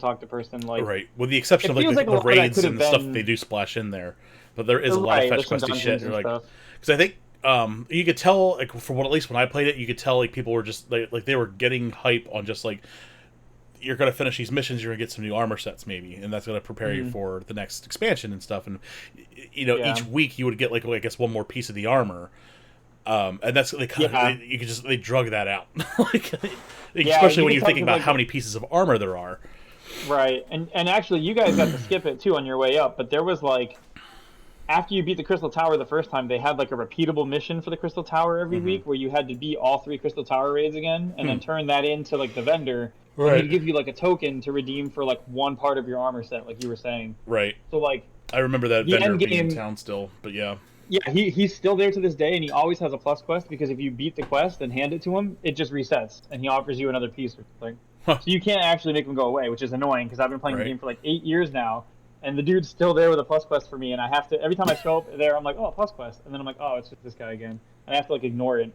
But like that was the grind, and it felt super repetitive at the time because it was like you sign in. It's one thing to sign in and do your weeklies, your roulette, like your sticker book, and all these things for your rewards now. But this was literally like sign in, do the Crystal Tower raids, go home. Right. For like a month or months or whatever, like 3 months or whatever. Yeah, that's and it was rough. like, okay, cool. Like, and it wasn't like there wasn't hard versions of them because they were 24 mans. You didn't have savages or extremes. It was just it got easier and easier every week, but then it got like more and more like monotonous. Like, right. Yeah. But that was the raids are well designed and they're fun to go back to now, especially in roulette. It's just when you had to run 3 of them like repeatedly all week, it was like that's when it felt stupid. But you guys are obviously past it. You don't have to worry about it. And yeah, Endwalker coming. Endwalker do be like that. I mean, it's like what? So what is it? We have that's actually not a bad place to maybe segue into like gaming topics. Like, what do we have coming up for games now? We're in August. What is there? Didn't Nintendo have a bunch of little August releases? Is August when they were doing? September's when it really breaks loose. Is it September? Yeah, okay. There's a lot of good indie stuff coming out for the Switch, like physical release indie stuff. I was looking at a list the other day, and I wish I had it on me. Let me see if I can dig it up real quick. Yeah, I just went to Game Informer to see if I can grab a list of like what it looks like we're doing from here out. August has. I mean, I'll try and just only pull bigger stuff. It looks like August has Nintendo Life has a really good list. Ooh, Lawn Mowing Simulator. Yes. Comes out in 2 days. Ooh, boy. I'm there for it. I don't even give a shit. No, I'm kidding. Goddamn. Marvel's Avengers War for Wakanda. Do we talk about that game? I don't think so. So, Ni no Kunai, The Revenant Kingdom, that's the sequel to the original.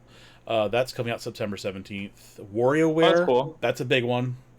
And I'll tell you what, is it I August? am fucking there for that. Yeah. Yeah. No More Heroes, I guess. I think is that Nintendo? That's okay. Switch exclusive. That's No More Heroes with Switch Travis exclusive. Touchdown. Yep. I played the first one, but not very far into it. I never did, but I've heard nothing but good stup. Well, no, I did hear that the motion controls were wonky, but I mean, it was like the Wii era when it started, so I kind of get that. Right. Psychonauts 2 is this month. Oh, no, I lied. The WarioWare is September. Ni no Kunai is September as well. This month I've got Psychonauts on the list. Oh, not my list. Just for general games. I've heard. Yeah, I've heard it was good. I mean, Madden comes out, but I mean, do we talk about Madden? No, we're gamers here.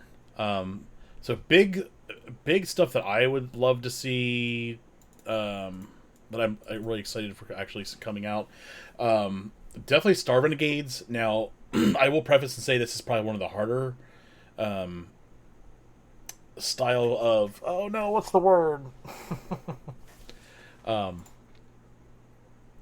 Dark, help me out. What is it, like a bullet hell game or something? No, not bullet hell, but similar. Where'd it go? Why is it... Roguelike? Roguelike, that's what I'm looking for. I'm sorry. Yes. Dark side. Yeah, so it's probably one of the harder rogue style games. I would love to see a sequel or a fork of this game where it's just like a turn-based RPG. Beautiful fucking game. Amazing set, amazing graphics, amazing music. It's like it's 2D, but very kind of like cyberpunky looking. That's coming out physical release on the 13th. If you have like a PC or any other... What are you drawing? Sanic? Oh my god. Sanic. Amazing. Sanic Colors. Sanic Colors. That does come out September. that remastered thing they're making? I love the whatever whiteboard. It is. Ultimate? Please make that a gimmick. I was thinking, the board's in shot at all times. I might as well start using it for stuff. But yeah, Star Renegades, I would highly recommend. Doki Doki Literature Club physical release coming this August. I ordered that from somewhere, and then they were like, yeah, it's delayed. And I was like, sad, but then you played it anyway, so I was like, all right, cool, that'll hold over. If you're a Neo Geo Pocket Color fan like I am, there's a collection coming out, and I would highly suggest getting that because it's going to be like a slew of really good fucking games. And it's Volume 1, so they're already calling it Volume 1, so we know more is coming. that's great because Neo Geo Neo Geo Color Pocket games are hard to come by, and they're starting to get expensive too. So definitely keep an eye on that if you're into like old retro games like I am. Dragon Ball Z Kakarot coming into Switch. I'm excited for that. I've been deliberately not playing the game on other consoles. I wanted to play it on the Switch first. I don't know why. There's no method to my madness of that. Real Farm, there's all kinds of farm simulators. I know you're there for it. Oh yeah. Advanced Wars Remasters is coming. Yep. That's a great. I can't wait to play Advanced Wars Remasters. I played that so much as a kid on the DS or whatever. I loved it. Yep. I drew a Skatebird. He's in September. Oh, dude, yes. Skatebird. Yep. There's also not to be confused with Tony Hawk. there's Tales of Arise, which I've heard good things about the Tales franchise. Mm-hmm. But I haven't played any of them. But I've heard I have a couple. I have games. Not touched them. Mm-hmm. Yeah, I think I own 2 on Steam that were Steam sale grabs just to have for later. Right. Berseria and Zestiria, maybe. They all sound the same to me. I'll be that guy. All the Tales games are the same to me until I actually sit down and play them. It's fair. I know our buddy Creature is going to be AFK for like the rest of September once we hit the last week of it because Diablo 2 Resurrected is that month as well. Yeah, I'm interested to see what happens with that now that I'm going to watch. Happened, I was going to buy it. Not anymore. Not until at least I would see some like major changes in that company. Yeah, absolutely. I just can't. I can't support them. Well, I've had people make the argument that it's not fair to the developers of the games that we don't buy their product or we boycott their product right now because they're still working on a product and it's their work that we're shunning. Right. But it's the only way to actually affect the change of the company. Like, right. If I can't be like mad on the internet at Activision, but then buy Diablo 2 like Resurrected. Right. They're just going to see the profits come in and be like, yeah, well, people are mad at us, but we made our money. Like, so it doesn't help. Okay, so as much then... as right, well, like Dark says, no ethical consumption under capitalism is a valid thing. You can't help, animals get treated shitty and we still eat meat. Nikes are still made in sweatshops sometimes and we still buy them. Like, there's nothing you can do about the way the system is to that regard. Right, but then let's start seeing individuals be held criminally accountable. Right, exactly. If you can make a change, and if you tell your friends not to buy Diablo and like the way I treat it is like I won't hold it against someone if they buy it. Right. But I don't have it in me to do it personally. The Chick-fil-A dilemma. If Creature wants to play Diablo, then he can play Diablo and I won't give him shit for it, but I won't do it. Right. And I'll tell people I think they shouldn't, if possible. It's the inverse of voting. Like, you should vote. I won't give people shit for not voting, but you should do it. It's the Chick-fil-A dilemma. Like, if you love mediocre-ass soggy chicken sandwiches, more power to you. I'm not going to buy it because I got a Popeyes down the street that makes slapping ass chicken sandwiches. I also have a Royal Farms, which if you're not from this area, you don't know what Royal Farms is. Boy, are you missing out. It's exactly like if you can make it Popeyes is feasible better. If you can make it feasible to take action, take the action. If you can't, or for like on a personal level, there's a reason like if Kingdom Hearts did something really shitty, and then Kingdom Hearts 4 came out, I'd probably still buy Kingdom Hearts 4. But I would like to think I would at least do as much as possible to like circumvent my decision to buy that game by like doing a charity thing towards the walkout people or trying to like somehow bring attention to how like I would stream that game and the whole time I'd be like, this company is shit, just so everybody knows, like kind of thing. Right. So it's tough, Yeah. I'll commend you for not buying it. Yeah, I'm making the conscious decision to not buy it and not stream Blizzard products on my channel until I see some like legitimate changes. I would love to see absolutely some criminal fucking charges against some people of this company. Well, I think there was 2 cases now, wasn't there? Oh no, never mind. Ignore me. I'm actually thinking of. I was thinking there was a criminal case going on as well as like the case of the state versus them. But I think what I was thinking of was the New York governor Andrew Cuomo is going to have charges at a federal level or state level, but also a criminal charge on top of it because of what he did. Right. That's a different thing entirely, though. If you can do it to a politician, we can do it to a businessman. Oh, and absolutely. Sometimes those people are the same people. Oh, it was funny. Goes back to like. Okay. I was reading this article this morning, and it was like it was about AI finding criminals, mistaking criminals for politicians, and I was like, maybe it's not necessarily a case of mistaken identity. Maybe the AI is just working too well. Yeah. Well, I mean, you know, we've seen the thing about like Twitter and not to get like political, but like Twitter can't pull like conservatives off Twitter because if they use AI to do it, it accidentally pulls. Well, it doesn't accidentally; it just happens to pull a lot of them because, like, if you try and pull for like racism and like fascism, it just so happens to pull mostly from the right. Like, is what it is. Right. But so they're like, well, we can't do that because it would inversely affect that group, and it's like, well, that's weird because we have a lot of systems that inversely affect like black people, and a year of protesting hasn't changed some of those systems, so it's weird that you guys are worried about. But it's Twitter; I can't hold Twitter responsible for like federal policy. So Right. It's just sort of like a fun thing to poke at, I guess. But disregarding that whole thing, yeah. No, going back to what you were saying though, I think.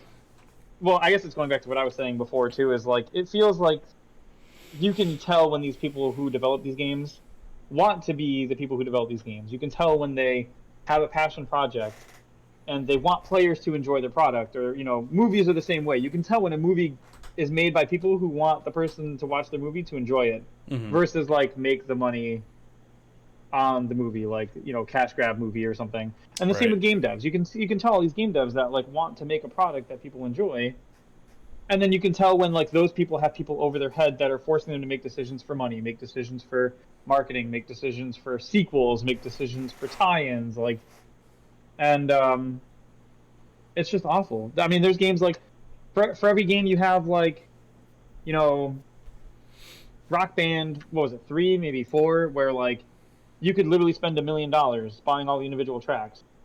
Right. And it's just like, get the fuck out of here. You guys, there's people out there who legitimately spend $100, $1,000, $10,000 on your game. It's like, and you sleep at night. Like you couldn't put this in the game. Like you guys needed to charge per song. You guys couldn't put out packs or like chunks of it and make it like affordable even. Like at least that would be arguable. But like, and they're charging a lot. They're charging like, and those aren't even like the original cuts of the song. That's what drives me fucking nuts. It's like some of those aren't even the original artists, and they're charging just as much as you would. Money because it's But they're charging just as much as that as you would to download the actual song on iTunes. Right. Like, where do they come off with that? It just baffles me. And like I've watched a video. I haven't watched much of his content in the last like year, but I think like about a year ago I watched a video from Angry Joe. I'm sure you've seen his content. He did a video about, I want to say it was like a fighting game. It wasn't Mortal Kombat, but there was another game that came out around the same time. And like you could spend like $3,000 on skins for that game between all the different skins if you paid for them. And it was the same thing. It was like one of those like, I understand putting work in, and maybe if you come up with ideas after the fact and you want to add them to the game, sure, you can't just do that for free. You got to keep your lights on, and you've got to pay the devs things. Like you can't put out like, you know, the game comes out at launch, and on the day of launch, you've got 10 skins you can unlock by playing, and 20 skins that are all $5 a piece. It's like, wait a second, come on. Like, I mean, at least Pokemon Unite lets me buy them with in-game currency sometimes, or like whatever. Like, you guys literally just put it in a cash store. And again, it's not like, if this stuff is there day one, this wasn't stuff you did after the fact. You guys didn't say like, oh, you know, after the fact, 3 weeks later, someone was like, wouldn't it be cool to have this guy look like that? And you're like, yeah, that'd be cool. Yeah, it was day one. It was ready to go. They made the conscious decision to take content out of the game, charge extra for it. I have no problem with like if a game like Doki Doki Literature Club, if Dan Salvato tomorrow puts out alternate outfits for the girls and they're $1 a piece or something because they just came up with the idea 2 weeks ago and made it. Sure, I have no problem with that. I don't have to buy it. It wasn't part of the main game anyway. You guys came up with the idea after the fact. It's not a big deal.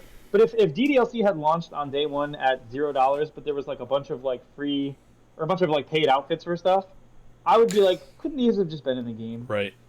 And the reason that's not like that is because if he had done that, if he had come up with ideas for outfits, I guarantee they would have been in there already. He would have just put them in because he cares about like his game, you know. And it's just bonkers how you have this sort of disconnect. You can see clearly when it's like even stuff like Cyberpunk. I feel bad for Cyberpunk because the developers for that game seem to have like really loved their game, and they were just pressured to hell 100%. to Right. get it out on time. There was devs talking about it after the fact, like we wanted to make driving work, we wanted to make motorcycles There was just no an time. AI-driven thing. Yeah, and they told us no. They told us to wrap it up. We were like, dude, whole mechanics are missing. You literally can't like Right. AI literally can't drive motorcycles, and they were like, not our problem. Wrap it up, and it's like, what? Like, I hope it was imagine worth looking it. at Because like, now imagine. Go ahead. No, I was like, imagine lying on an operating table and the dude's doing your heart surgery and you're looking at your watch the whole time. Like, come on, man, 30 minutes. Can we wrap this up? And it's like, Right. do you want the quality to be done on time, or do you want it to like, do you want quality or do you want quantity? Because if you try and make them go faster, Yeah.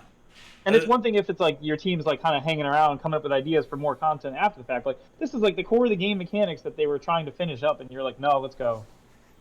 Yeah. Yeah. It's baffling. And then you burn it because they already had.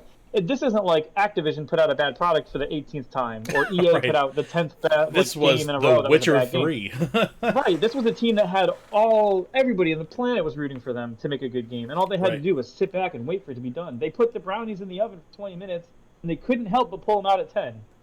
And then like Right. hand us the batter and be like, "What do you mean you're not happy with the batter?" Like, Right. so stupid. Yeah, it was. I'd kill for their level CD of. Projekt Red was probably like one of the most heralded companies at that point. Before that game They were came the out, team. they they Reddit were would one of the praise them. few. I thought Reddit was going to ban gay just gay people because they wouldn't stop sucking CD Projekt Red's dick. So I just, and then like that game released, everyone was like, "What the fuck was that?" Dude, there was like a disconnect at first. People couldn't Right. believe it. A lot of people were like, "It can't be this bad." You guys, like people who didn't get to play it yet, were like, "You couldn't have. It can't be this bad. Like Right. it can't be like this." And I was Yeah. like, "No, dude. Somehow along the line, when their team shot up in size, they tripled in growth or whatever. Like somebody at the top, like somehow their priorities shifted. You know what I mean? Like maybe not the dev team priorities, but someone at the top shifted to like a corporate idea of like making money on it, Right. not like and of course like look at stuff like the Witcher's DLC, man. The Witcher's DLC was like full little games Mm-hmm. for like $20, like packed into the game. It wasn't like Fallout where they were like, yeah, Fallout 4 DLC, and it was like, and even some of those were good. Mm-hmm. Like I can't even really use that as a bad example. Like I can't even think of there's some games where the DLC is $10 and it's like a mission, 3 missions and a gun, and you're like, Like, was it Assassin's Creed did that? It was like it was like one mission, and it was like a simulation. It wasn't even like an actual part of Assassin's Creed. It was like, I think it was like the third or fourth game. I stopped playing after 2 because I could see where that was fucking going. yeah. But Downer in our chat in the Discord, he was a huge fan of the Assassin's Creed. He toughed it out, and he was like, "Yeah, there's $20 DLC in there that was just like a couple simulations that you went through in a room with a grid. That was it." Mm-hmm. It's like, holy shit! And it's just crazy. Like I mean, and it goes back to like if you make a game, like.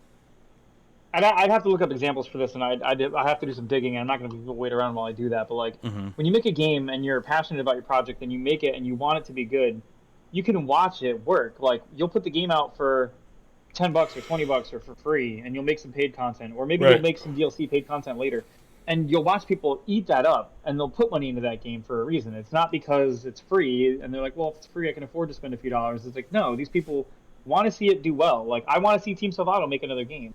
I want to see, I believe the name of the team now is EXOK Games, Extremely OK Games. Mm-hmm. The team was originally called Matt Makes Games for Matt Thorsten, who made Celeste and Towerfall. Right.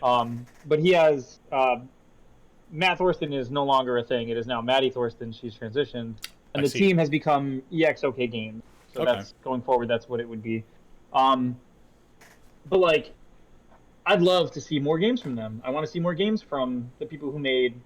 I mean, like I follow like Lena Rain on Twitter because she made the music for Celeste. She made the music for like Chicory and a few other games, and it's not like she's some corporate person who's really good at making money. She's a person who makes good content because she likes the content. Right. And I follow along for that content. The only reason I even know the game Chicory exists is because she talks about it, because she did the music for it. Otherwise, I would have no idea. Right. Like. it's literally just because a quality product was delivered, and I went out of my way to like try and reward that with the social media engagement and the extra like buying the product. Like I owned Celeste a couple times. I bought it on my Switch and on my computer. Mm-hmm. I bought it on the Switch again. I think it went on the sale on the Switch, and I was like, dude, I'll buy that. And Yeah. Jace was like, you own that, and I'm like, I don't care though. Like it's $10. It goes to them. You guys get to play it on the Switch. Like I'm fine with this. Yeah, I think I grabbed it for like $3 or $4 or something. It was on sale. It was like a crazy sale. I was like, I said something about it to you, and you're like, get that game. I'm like, okay. It's so good, dude. If you ever get a chance to like play it, like you can stream it in one day. It's a fun cool. run through. Yeah, I'll have to check it out. It's literally like it's the same design as like the Mario Brothers, where it was like they came up with an idea of a core mechanic, like jumping, grabbing ledges, and dashing. And then they did everything they could with that mechanic. They messed with like strong winds blowing you back. They messed with bouncing on things. They messed with like things that you grip a certain way and they do certain things. Like you'll see when you play it. They literally took those simple 3 mechanics, like jump, dash, grab, and they did everything imaginable you could think of with those mechanics. Sure. Just like in the original Mario, or like you know what's a good example of that? Mario Odyssey. Mm-hmm. You get to play Super Mario Odyssey before? Oh, with the hat. It's with the hat, where you throw the hat mechanic. They definitely everything's built around that hat mechanic. Like not just like taking over enemies, but like the way you can throw the hat and you can bounce on it, the way you can throw the hat in a circle and grab things with it, the way you can like the aerial tricks you can perform with it, the way that a second player can control the hat in 2-player mode. And it's not like a fantastic 2-player mode, but they didn't have to put that in it at all. It could have been a single-player game, and they were like, well, we'll give you something, I guess. It's the Dark Souls of hat sims.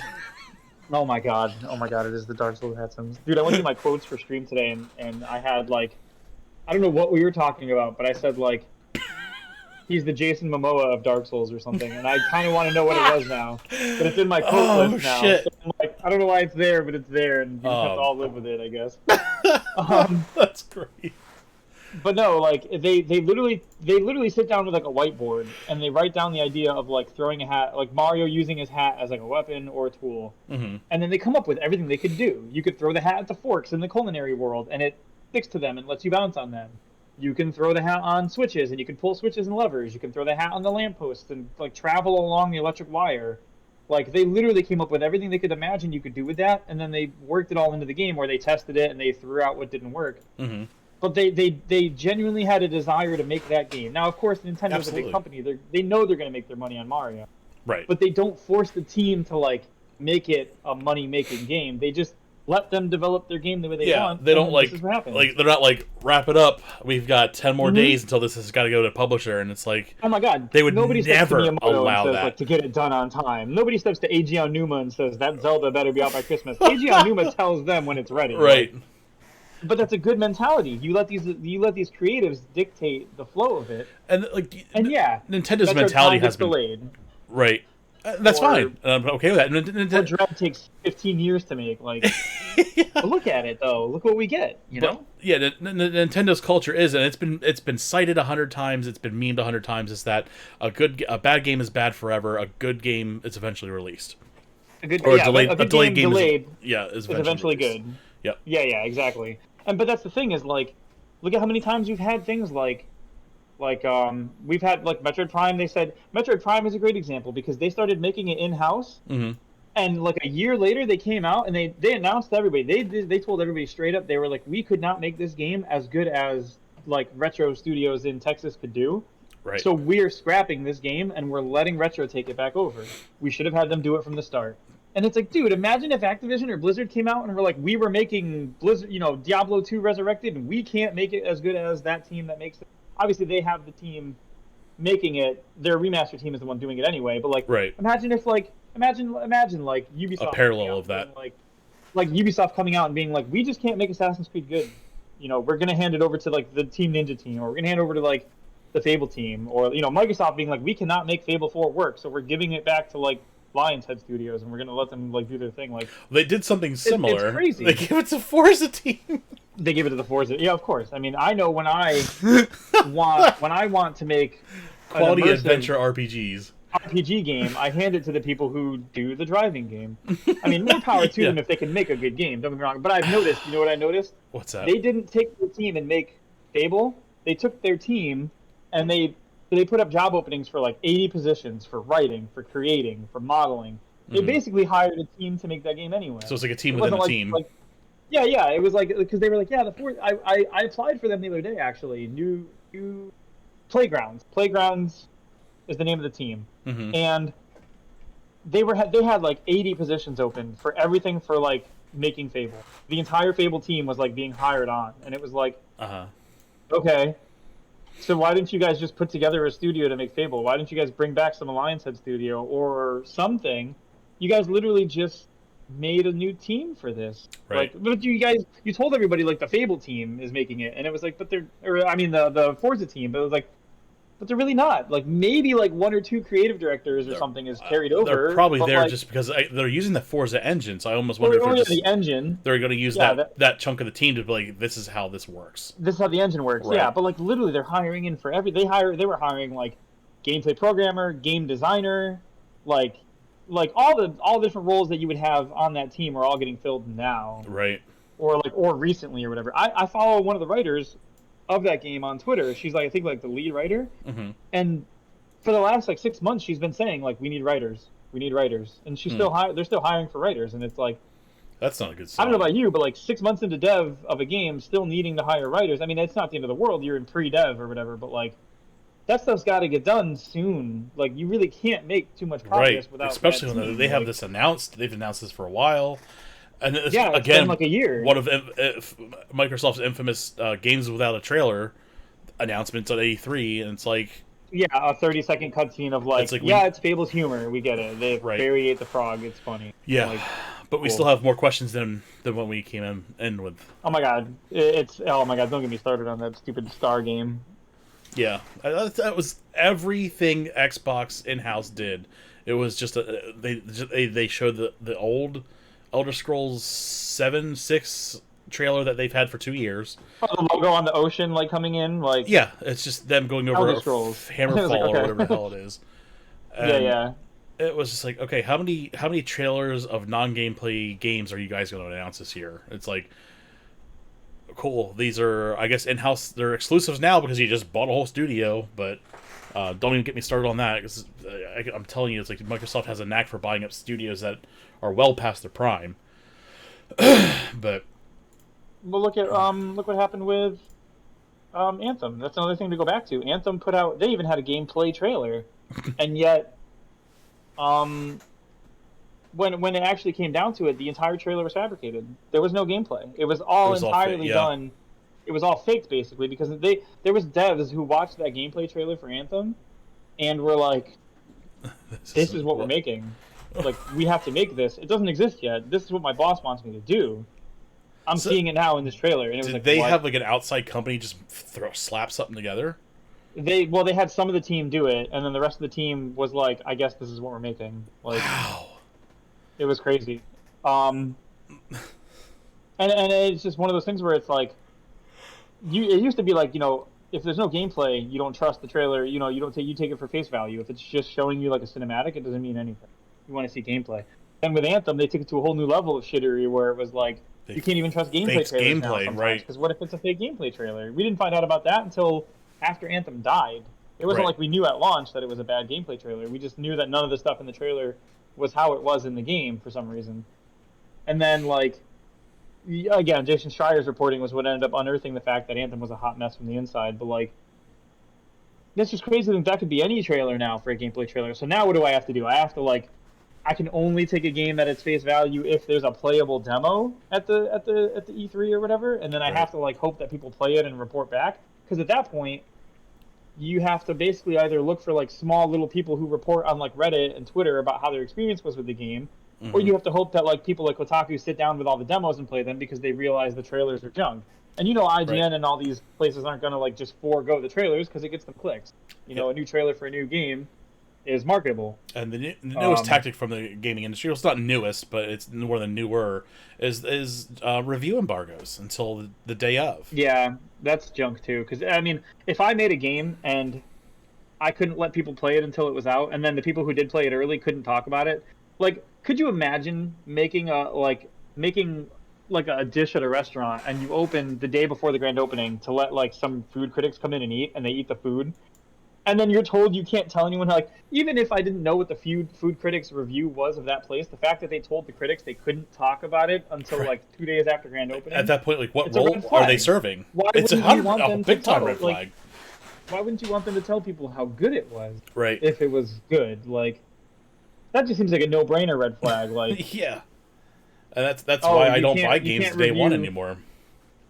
Yeah, you can't review this game. Like, this game's on embargo. You can't hear the reviews about it until launch day. It's like, you know that's a bad sign. Right. Like, otherwise they would want positive press out from IGN, from Kotaku, from Game Informer, like, a week early. You would want those articles talking about it's good, it's fun, you should play it. Like, hell yeah.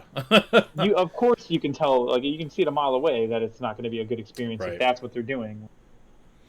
Yep. Yeah, absolutely bonkers that's even a thing. That I can't believe that somewhere at a company someone had the idea to be like, what if we just don't let people do the reviews until the game's out? And nobody looked at them and they were like, doesn't that seem like a bad call? Seems real Like, sus. aren't people gonna, as they say. Aren't people gonna think that's weird? And everyone in the boardroom together was like, no, because they, that means they already know they have a bad product, Mm-hmm. which means they already know their product was not created from like a passion project or a good design or anything like that. It was literally something to make money, and they already know it. And now they're doing damage control. Right. It's and the fact that they're doing damage control instead of fixing the game already, to me, is like, you shouldn't be in this industry. That whole corporate boardroom should be gone and replaced with like an Aonuma or a Nomura or a Yoshida-san or somebody who will actually want this project to succeed. Yeah, you're absolutely right. People that are actual industry professionals that understand what it takes and how it works, and right. Someone from a company like Bain Capital or one of those financial right, they're never going to understand. Administration official, like a security Department of Homeland Security right. official, like, okay, because she obviously loves gaming. That's why she made that hop. Right. Like, oh boy. But I think it's just one of those things where it's like, you can't. What am I looking for here? Like, I love the game industry and I hate the game industry at the same time, because there's like the two halves of it. There's like the side where like you've got these creators making these awesome products, and like I find if I go on Twitter and I just start looking around, all the other indie groups that the other indie developers that I see are also like sharing each other's work, and it's all cool little things. It's all cool little games and fun stuff. Mm-hmm. And you can tell they all like what they're doing, and then you've got like people at like Activision and EA, and you've got all these people having to step down or like apologize or like whatever. Right. And it's like, yeah, I just hate the fact that it's become such a big industry that it's worth so much money that you have these like snakes in here trying to get money exactly. on it. It's all parasitic. Mm-hmm. And it sucks because it's like, I think if you could somehow weed all that out, and of course, like, there's a whole, I'm not going to go into the whole like it's a capitalism, because I could be here all day about how the money motive is like ruining a lot of this stuff. It is. I don't think it's like, a secret. No, but it's like, I hate to go into, because there are solid arguments about how there has to be some sort of money-driven side to it sometimes, because that is sort of what makes it function at times. Mm-hmm. Sure. I just think it's way too far on that side of the scale. I think it goes back to what we talked about ethics. Like, the value you can generate from a game shouldn't be worth more than the fun you can provide. Right. But the world doesn't work like that, and until it does, no ethical consumption. This shit. But it just bugs me to watch. Like, I don't mind if the AAA companies burn themselves out, like Assassin's Creed. I haven't touched in forever because they do that to themselves. It's a dead put these people in franchise these positions. They put these people in these positions and they let them run these positions this way. But it sucks to watch the Witcher team do it. It sucks to watch a franchise I care about do it. You know what I mean? Mm-hmm. Like, it sucks. Like if they put out, like I love Celeste, but if the EXOK Games studio got bought by Microsoft and loaded with money, and then executives got placed over them to run their business for them, and managers got put in their positions to make sure they were managing properly, and 2 years from now we got Celeste 2 with season passes. Yeah, like the new Celeste, and it was like, on launch day, the Celeste had 18 skins for $2 a piece, plus like a DLC mission that was a pre-order only bonus from Best Buy only. Right. And then there was also like a digital shop version that came with like another mission that was only exclusive to that. Like, you get the idea what Yeah. I'm going for here. I- Like I would be the one thing I did like is heartbroken. to see that stuff kind of go away, like the vendor exclusives. Like if you buy it from Walmart, you get this. If you buy it from Best Buy, you get this. If you buy it from GameStop, you get this skin. That seems to have gone away, and I'm glad that has. And I don't think I don't think anyone was winning there. Well, I think that's the thing. I think going back to what I said before, I think that's one case where financially it wasn't paying off because I don't think it was affecting pre-orders at specific locations enough to matter. Like, Right. I know personally, like when we had games like Call of Duty and stuff would give away like pre-order bonuses that were GameStop exclusive and stuff. Like, I would kind of just ask people like, did you do it because of our poster? Did you do it because of our pin or because of our blah blah blah? And people were like, not really. It's just this is where I go. I'm Right. already here, or you're already close, or whatever. Exactly. Like, I don't think it swung. It didn't sway anyone to go from Enough. one store to another. And I think that's why At you least saw in it a naturally die off, noticeable- is because financially it wasn't Right. relevant. So there's times like that where like the actual market does have some good forces sometimes, and it wasn't necessarily that the market did a good thing. It was just kind of a side effect of like it was a good thing to do anyway. It was Right. it was a circumstance that it was a coincidence, is what I'll say. Like, Yeah. For the every broken clock is right twice a day. Right, and it's like for every one customer like that was swayed to go from Walmart to GameStop, I'm sure another customer that was swayed to go from GameStop to Walmart. So there was nothing to gain there. I don't know. No, I agree. And then all that shit would end up in a Game of the Year version anyway. So Well, that too, yeah. It all usually got wrapped back up and resold or whatever anyway. So it was like, right, again, you don't care about people accessing your content. You care about making another $20 on it at Christmas time. Like, sure. oh boy, fun. Let's say how are we doing on time? We got 9 o'clock. Yeah, we got one more quick piece of news, and that is Oh yeah, the Destiny 2 Fallen Baby plush has sold out. oh my god. I thought you were going to talk about the.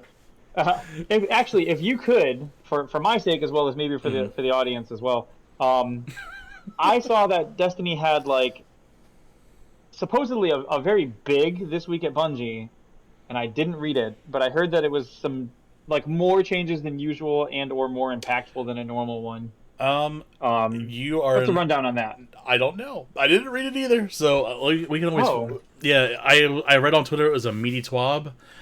You'd be surprised how much I don't follow that stuff. Gotcha. Well, then I guess what we'll have to do is maybe next Sunday we'll see if Dark wants to come be our guest. Yeah, I was I'm gonna. sure he knows about it. Yeah, I was gonna have him on anyway. I was gonna approach him, but yes. So unfortunately, I guess these baby fallen plushes went up. This is okay. So preface: these baby plushes have basically turned into Destiny's version of the Baby Yoda thing from the Mandalorian. what have you show. Yeah. Yeah. So they went up for sale yesterday. I guess they went out of stock immediately. You were supposed to sign up with an email. I didn't get an email. I didn't get my opportunity. I wanted a baby plush. Dude, they glow in the dark. Look at this shit. I remember hearing a lot of people saying they wanted it when it Yeah. got thrown on one of our Discords. It was like a big deal. So hopefully they do more batches, because I would definitely love to have one, because it's just so stupid. I just want it for the meme. Right. But yeah, so next week we are definitely going to do we're going to do a guest host. So that's basically, I didn't get to talk about that at the beginning of the show, but yeah, so the format wise, we're definitely going to have a rotating, oh my gosh, a hydrate. That doesn't count for me, right? I don't have water nearby. You don't have water? No, this is your show. I don't have to. But so I'll grab one, we're just going to in have a case. rotating third host. And basically, what I'd like to do is kind of just garner different perspectives from the gaming industry, from players, from streamers. From if we get big enough, we could have developers on, and we could talk to them too. So that all depends on you guys. I don't think I mentioned it yet, and I hate to spring this on you, but I did get AG Aonuma for July 5th next year. Perfect. Next year. You know how I like to do these things. I do it a year early because that's how I am. I guess. Yeah, you do. Whether it be booking a host or going to a concert. Going to a physical concert. 365 days early. I'm never gonna live that down. Oh boy. Yeah. But no, I think we did some good work here tonight. But yeah. The only thing I would say for everybody watching is next time, this was sort of like a test pop-up test of it, like a quick run. Yes.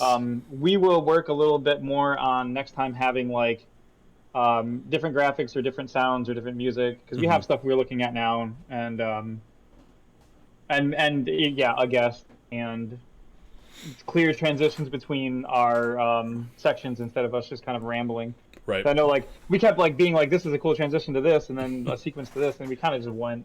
Yeah. Which is great. I thought it was awesome. It worked I out. totally understand, like, for well, is this for haha? Is this going on YouTube?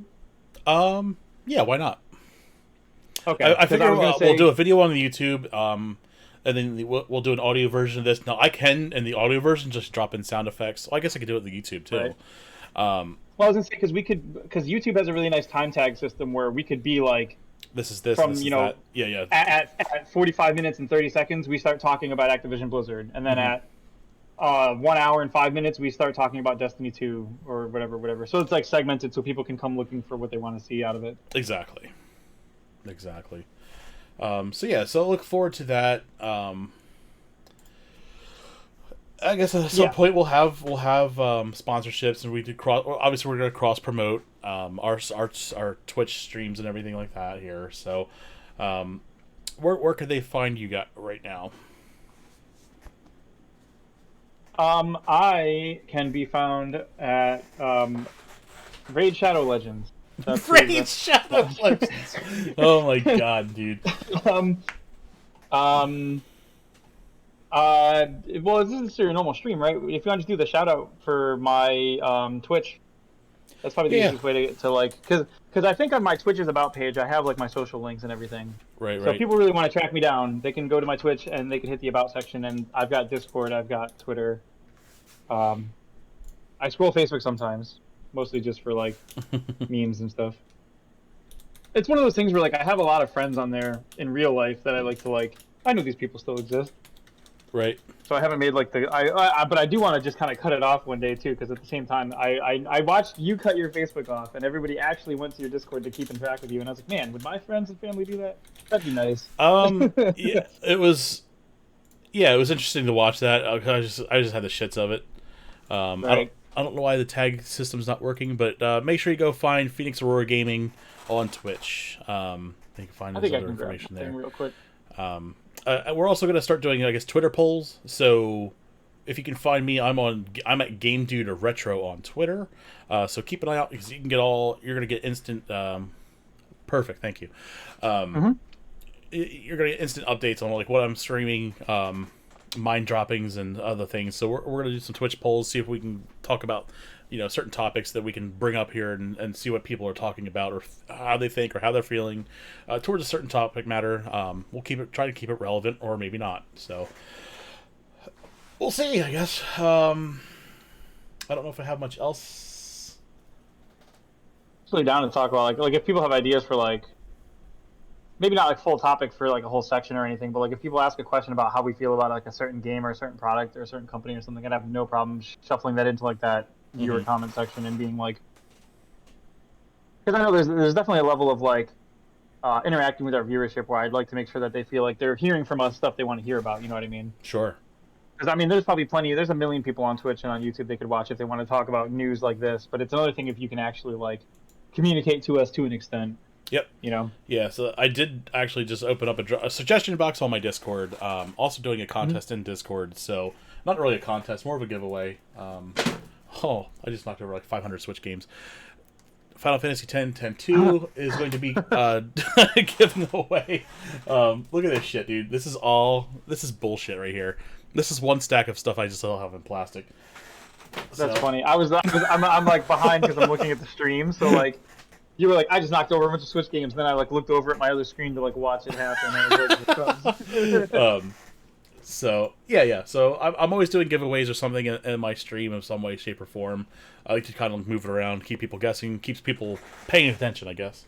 But yeah, at this point, I guess we'll have a rotating host. We'll have them like talk about certain topics.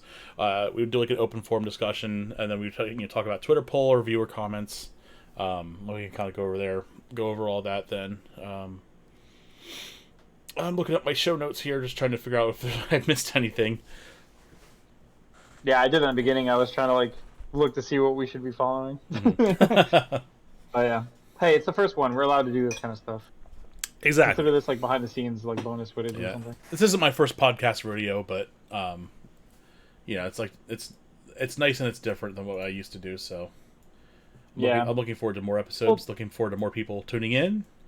I think this goes back to like what we said in the middle of our rant here we just had. It kind of is the same idea as like we're enjoying doing this. We enjoy these conversations, and like the whole idea of why you said you wanted to do this in the first place was because we were enjoying these conversations so much, right? That we felt like they should be out there somewhere. 100%. And 100%. And these conversations only happen because we like this stuff so much. Like even like we have like Dark, our guest next week. Like even if we disagree on a topic, we're so passionate about gaming and about our hobbies and about this lifestyle that we can have conversations where we disagree and we still have it's still constructive. A constructive conversation, and we still walk away from it like better friends than before. Sure. Instead of just being like screaming at each other about like whether or not this Destiny 2 Fallen baby plush is ugly. Because of course it is. Yeah, it absolutely is. But it's cool at the same time. So get at me, Fallen baby plush fans. Oh man. Yep, sometimes we're passionate. We saw that the other day with you and Dark. We're very passionate about what the hell were we even talking about? Oh, it was like mechanics in Unite. Oh, Jesus. Oh, yeah. But it was a good system because like we sort of like met in the middle about it because it was like I think the mechanics need to be changed immensely to make it like fun and engageable. Mm-hmm. And Dark was explaining from like you have mechanics in other MOBAs that do them better, and that's why they work in those other games. Sure. We sort of kind of arrived at the same conclusion that like the way it is working now doesn't work, and how you change it is like up for debate. That would be the part where it's like, sure, what do we do about it? But there's definitely a concurrence now that it needs to be something needs to be worked on. Dude, I was on. I think it was like, they patch note. Remember they put up patch notes for Pokemon Unite where they were talking about all the changes to Pokemon, and like in the comment section, everybody was just like, do something about Zapdos. Like, I'm not surprised. About this. Yeah, it's why have a game where you're going to spend 8 minutes of it fucking off? The last 2 minutes are the only 2 minutes that matter. Make the game 2 minutes fucking long then, or make the whole thing Zapdos. I think the thing that kills me about it is like it's all too much at once because you've got the points are worth double. The Zapdos gives all the players on that team 20 points, which is 100 points out of nowhere that swings. They could dunk instantly. That's worth double, so it's 200. Right. So an empty team that kills the Zapdos gets 200 points, and they can, like you said, they can free dunk because the goals aren't. It's not like you get faster dunks; it's just immediate dunks. Right. And then, on top of all that, it lightning shocks the players on the losing team, so you don't even have time to like prepare. So the winning team is in the middle of the map, running to your bases that can't be defended, to instant dunk 100 points, which is worth 200 points, and your team is delayed by like 3 to 5 seconds for getting stunned. And not to mention maybe if they died, then you're waiting for respawn timers too. Like, or if you're like already injured, like the game's kind of sealed at that point. Mm-hmm. Like when a team wins the Zapdos fight. And I've seen people say like, well, if you're winning, don't go for Zapdos. And it's like, yeah, but then you have to play this weird watch the Zapdos game. And if they go for Zapdos, like you can't you can try and kill them and have a team fight, but at that point you're fighting for Zapdos because if you kill them, you're going to take Zapdos anyway. So you might as well take Zapdos and seal it. Right. Yeah, and if you lose, you're going to lose anyway. So it just feels like the Zapdos, the stun, the double points, the giving them points, and then the auto dunks all combine in the last 2 minutes to make it like that part of the match is more impactful than the rest of the match most of the time. 20% of that match is weighs heavier than the last 80% of it. Absolutely. And we've had matches like you and me have been in bottom lane together where we've been strategically winning, killing them like with good catches. Dark will come down on jungle and we'll get a good gank and we'll go push base and we'll break their bottom goal and we'll break their second bottom goal and we'll be winning on experience and we'll get the turtle and everything's going our way. And even top lane is holding their own, and then like Zapdos happens and Zapdos goes bad and then we lose. Yep. And it's like we did everything right all game and then it was kind of a fluke in the last 2 minutes. Like right. Or we'll be fighting for Rotom and then like all of a sudden someone comes up and goes and takes Rotom. It's like, why isn't there like a point where it's at least contested? It's just that shit. Yeah, that goes back to more what I was saying. I don't think I agree with you. However, I don't think Rotom or the turtle have that much effect on the matches. They do. They're annoying. Right. And it's not the point against Rotom when you were working it. But I don't think I've ever looked at the map and been like, man, we lost the turtle, we lost the match because we lost the turtle, or we lost the match because we lost Rotom. It consistently feels like you look at the graph, and the graph is either like winning team won, or like it'll do one of these like, here's your red and blue, and it'll be like, here's your blue team, and then like red team like got Zapdos, and it does that, and just goes over, and you're like, oh, okay, so you can see clearly where like Zapdos made that happen. Okay, like yeah, your team gets collapsed on, and then all of a sudden, every opposing opponent has 50 points to dunk instantly, and that's what double the points. So it's 450 to 500 points. Yeah, well, even if fucking deal with. Even an empty team is 20 points apiece is 100, doubled is 200. So Right. assuming they don't do anything, and they probably got points for killing you guys because you were fighting over Zapdos, probably. It's like no matter how you swing it, and again, it comes back to like the whole like, if the points weren't worth double, maybe it would be fine. Or maybe if the instant dunk thing just didn't happen, and it was just they get points, it zaps the losing team, and the points are still worth double, so therefore getting all the points from Zapdos is fantastic. Like, even if Zapdos was just a source of a lot of points to fight over, and then zap the losing team, and then the points are still worth double, I think that would be fine, because you still have the ability to, like, fight and stuff, but, like, the fact that it does all that plus the instant dunk is what kills me. Because the core mechanic in that game is guarding a goal by poking someone who's trying to dunk, and you just completely lose the ability to do that while the points are worth double, and it's like that. Those two things together, I think, is the problem. Yeah, I totally agree. But I mean, to be fair, it's a very new game, so I can't really harp on them much. Right. I don't know how much playtesting they did. I know they had some betas and stuff in Japan. And like Canada, I hope they strike a balance, but with the held items, I just don't see it happening. There's going to be a good enough balance. Yeah, the held item thing is like, it's annoying at the very least. If they got rid of it tomorrow, it would be a better game for it. But it goes back to what we were saying, like the whole like passion for your game, wanting them to play the game. The held item system doesn't feel like, I want people to be able to get their items up and feel like they're working towards them, because I do feel like I'm earning it when I'm earning my gold, my purple medallions to level my items up. It feels like I'm actually going out of my way to work to earn those items. But it sucks when I know other people with more money can just do that for money. Like, that's where it hurts. If you couldn't buy that stuff, I wouldn't care. I would be happy taking a year leveling my items, because everyone's taking the year leveling their items. Like, it just sucks when it's like, yeah, it's a free-to-play game, get on. And I'm like, yeah, let's all get on, let's be competitive. I joined the Pokemon Unite Discord. I'm thinking about putting like us in a tournament, and then it's like, yeah, oh yeah, everyone in the tournament paid for their items. It's like, you guys aren't going to win. And you're like, oh, okay, well, all right, great. Yep. Cool. Like, great. Yeah, it's frustrating. But again, it's so early on that I'd like to see them. And it's a mixed bag, because like sometimes like Pokemon or Nintendo will do like the whatever about this kind of stuff. Like, they don't want it to be competitive anyway, so they'll just like, we don't care if it's really competitive or how fair it feels, like it's not our problem. But then sometimes Nintendo's really good about, like, with the Pokemon brand in particular, they're pretty good about like making sure it's okay too. Like, you know, there's like the Nintendo side, which does what Smash happened, where they were like, Smash, whatever, not our problem.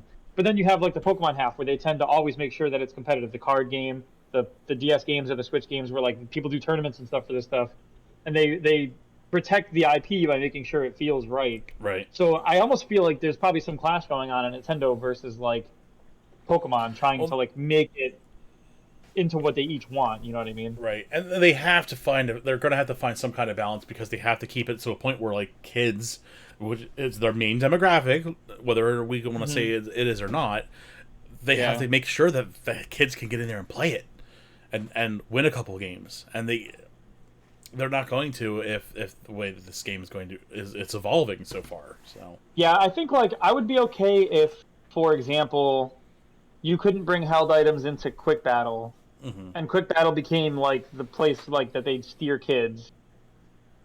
Right. And then maybe you can only use held items in rank, or maybe they only apply in rank. That wouldn't be a bad idea. Like, that's your competitive corner, and then standard is like more fun for the kids to play, because their character is automatically as good as everyone else's character. Right. And then quick matches are quick matches, and it's whatever, you know, they obviously don't push that. Yeah. Because I feel like there's a big market to make this a competitive MOBA that people enjoy, like League. but I feel like that's so far disconnected from making it like a free-to-play kids game that they'd have to split it down the middle and just let it be different modes. Or Right. Hell, they could even do a ranked held item and a ranked no held item. Have two different two different ranked pillars. right. What is it? A quick battle.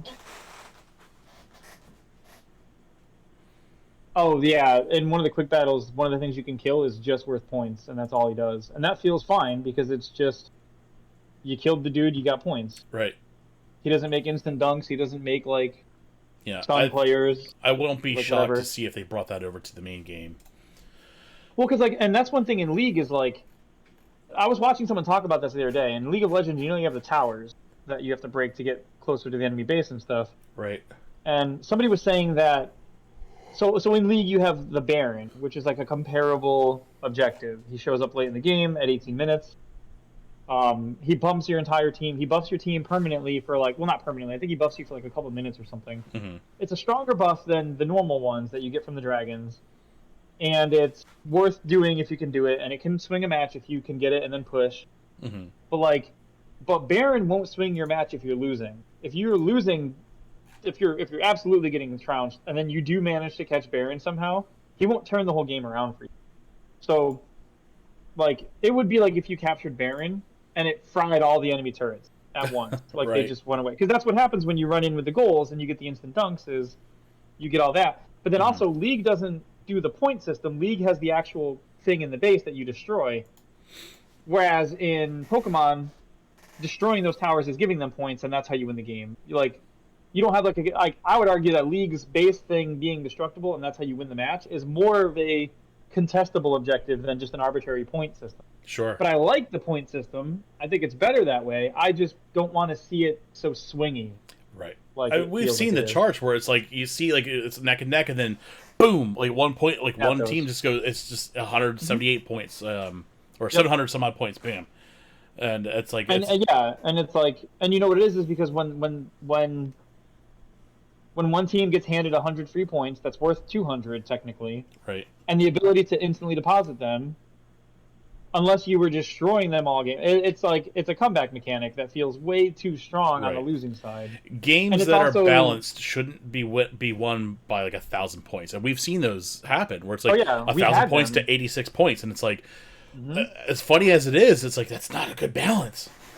Well, and I mean, I'm sure there's player skill involved in that, but like you can still see though we went from 500 to 1,000 when we got Zapdos. Right. Like that's where it broke open into like a farce instead of like a game. You know what I mean? Exactly. Like up until that point, we were skillfully beating them, and then the game just dumped on them. Like, and the scary thing is we could have probably lost a game like that if they had gotten Zapdos, then just all dunked for 250, doubled, makes 500. We were stunned. We couldn't stop them from dunking. Blah blah blah.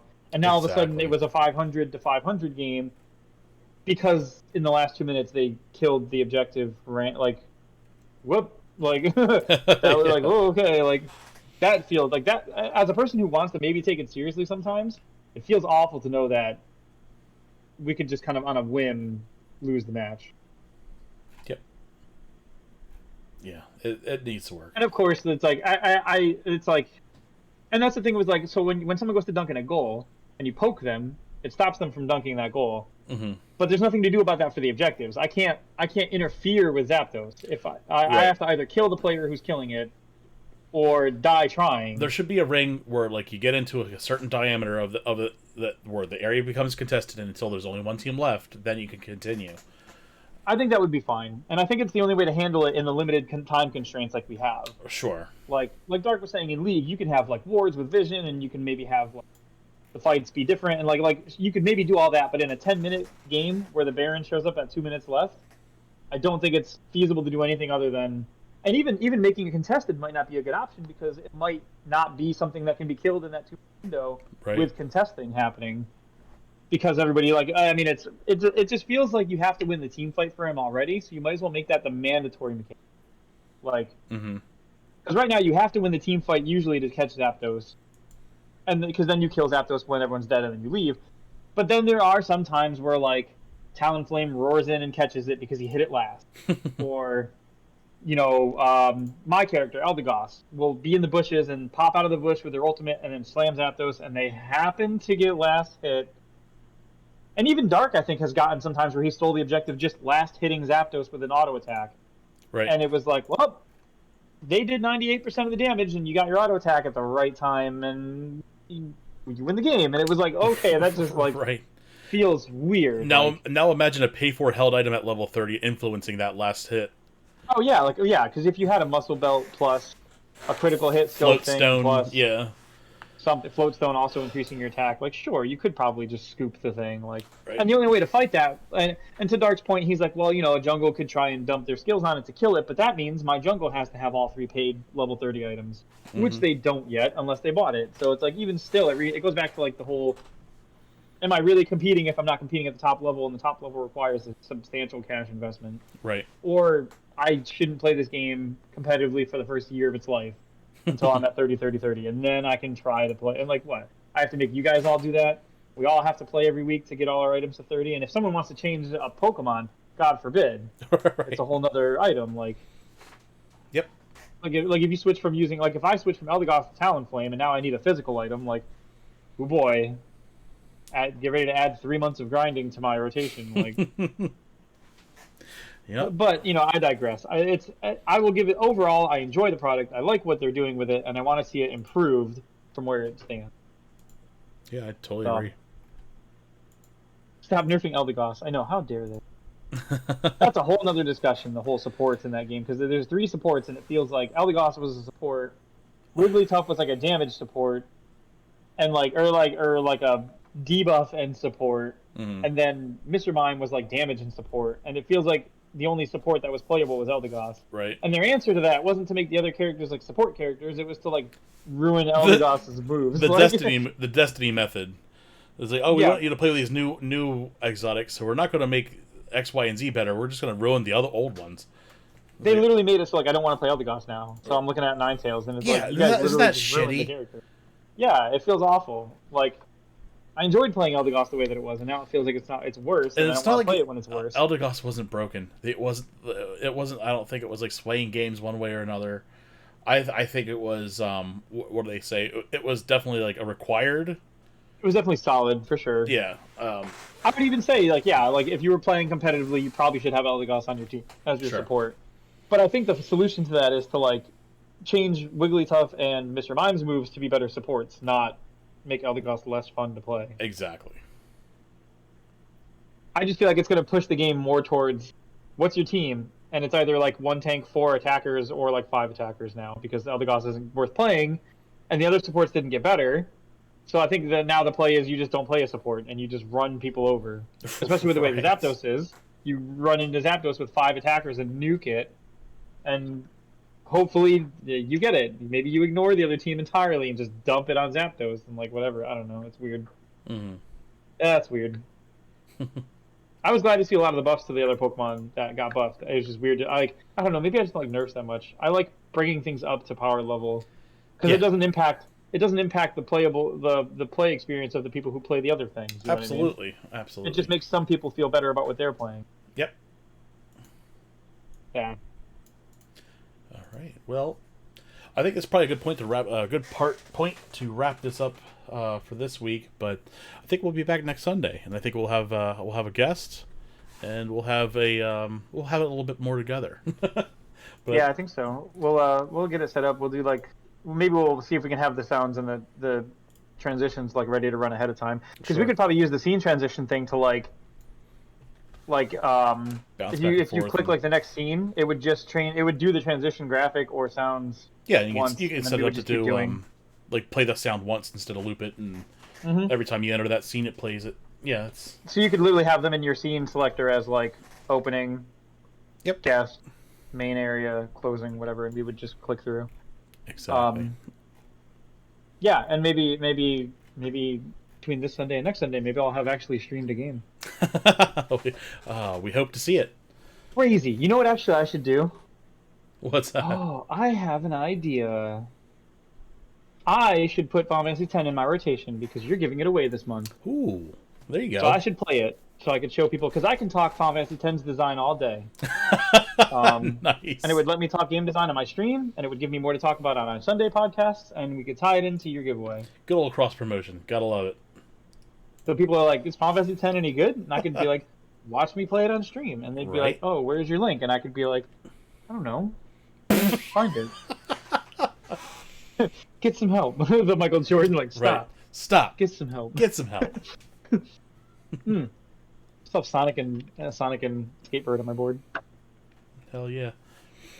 Sonic. You don't know? You know Sonic. Remember them? He had a good movie that they... Well, the original movie was Sonic, and then they fixed it. For real. Oh, man. I put Sonic on the board because it's coming out in September. The Colors game. We were talking about upcoming games. No, that's a Skatebird. Not to be confused with Tony Hawk. Oh my god, dude! You think when Skatebird comes out, there's gonna be like those Redbird memes, but like for Skatebird? Oh wow, maybe. Like he does like the laugh, and then when he goes to zoom in, he's like just doing a trick on the board or something like. If that's not already a thing, I call it. Tell Reddit. Tell Reddit I call it Shotgun. All right. Well, I think we'll wrap it up here. I think that's been a good stream. Questions, comments, concerns, throw them at me in my Discord, or you can hit me on Twitter. Again, look out for the Twitter poll. I guess we'll figure something out. Did you seriously? Did you? What? What happened? I'm going to turn all this shit off for the podcast. I'm just saying, I'll drink water when you get a hydrate on a podcast. But if someone podcasts to make you wear like a beer cozy, I'm not going to join you for that. That's fair. I'm not wearing a lobster hat. Oh, we'll have to. I'll send you a lobster hat, dude. We can both rock them. You mail me a lobster hat. Hell yeah! All right. Well, thanks everyone for tuning in and watching. We'll be back tomorrow with community night, so don't miss that. We'll be playing Scriblio. Always a good time. We always have a really fun time. I always put the best ofs in the Discord, so you can go back and watch. Or not watch, but look at all the best drawings that we saw that night. So, yeah, make sure you're there for that, and then we'll be back next Sunday with another podcast. Oh my God, he's got a squid hat, dude! Yeah. We could do a theme. We had these from these were from GameStop when they launched the first Splatoon. They gave them to us. That's amazing. So I have like a bunch of random. I have more things like this than I'd want to admit, so we're not going to go into it. That's amazing. But yeah, here, this is my hydrate. You got hydrate, I wore the hat. There you go.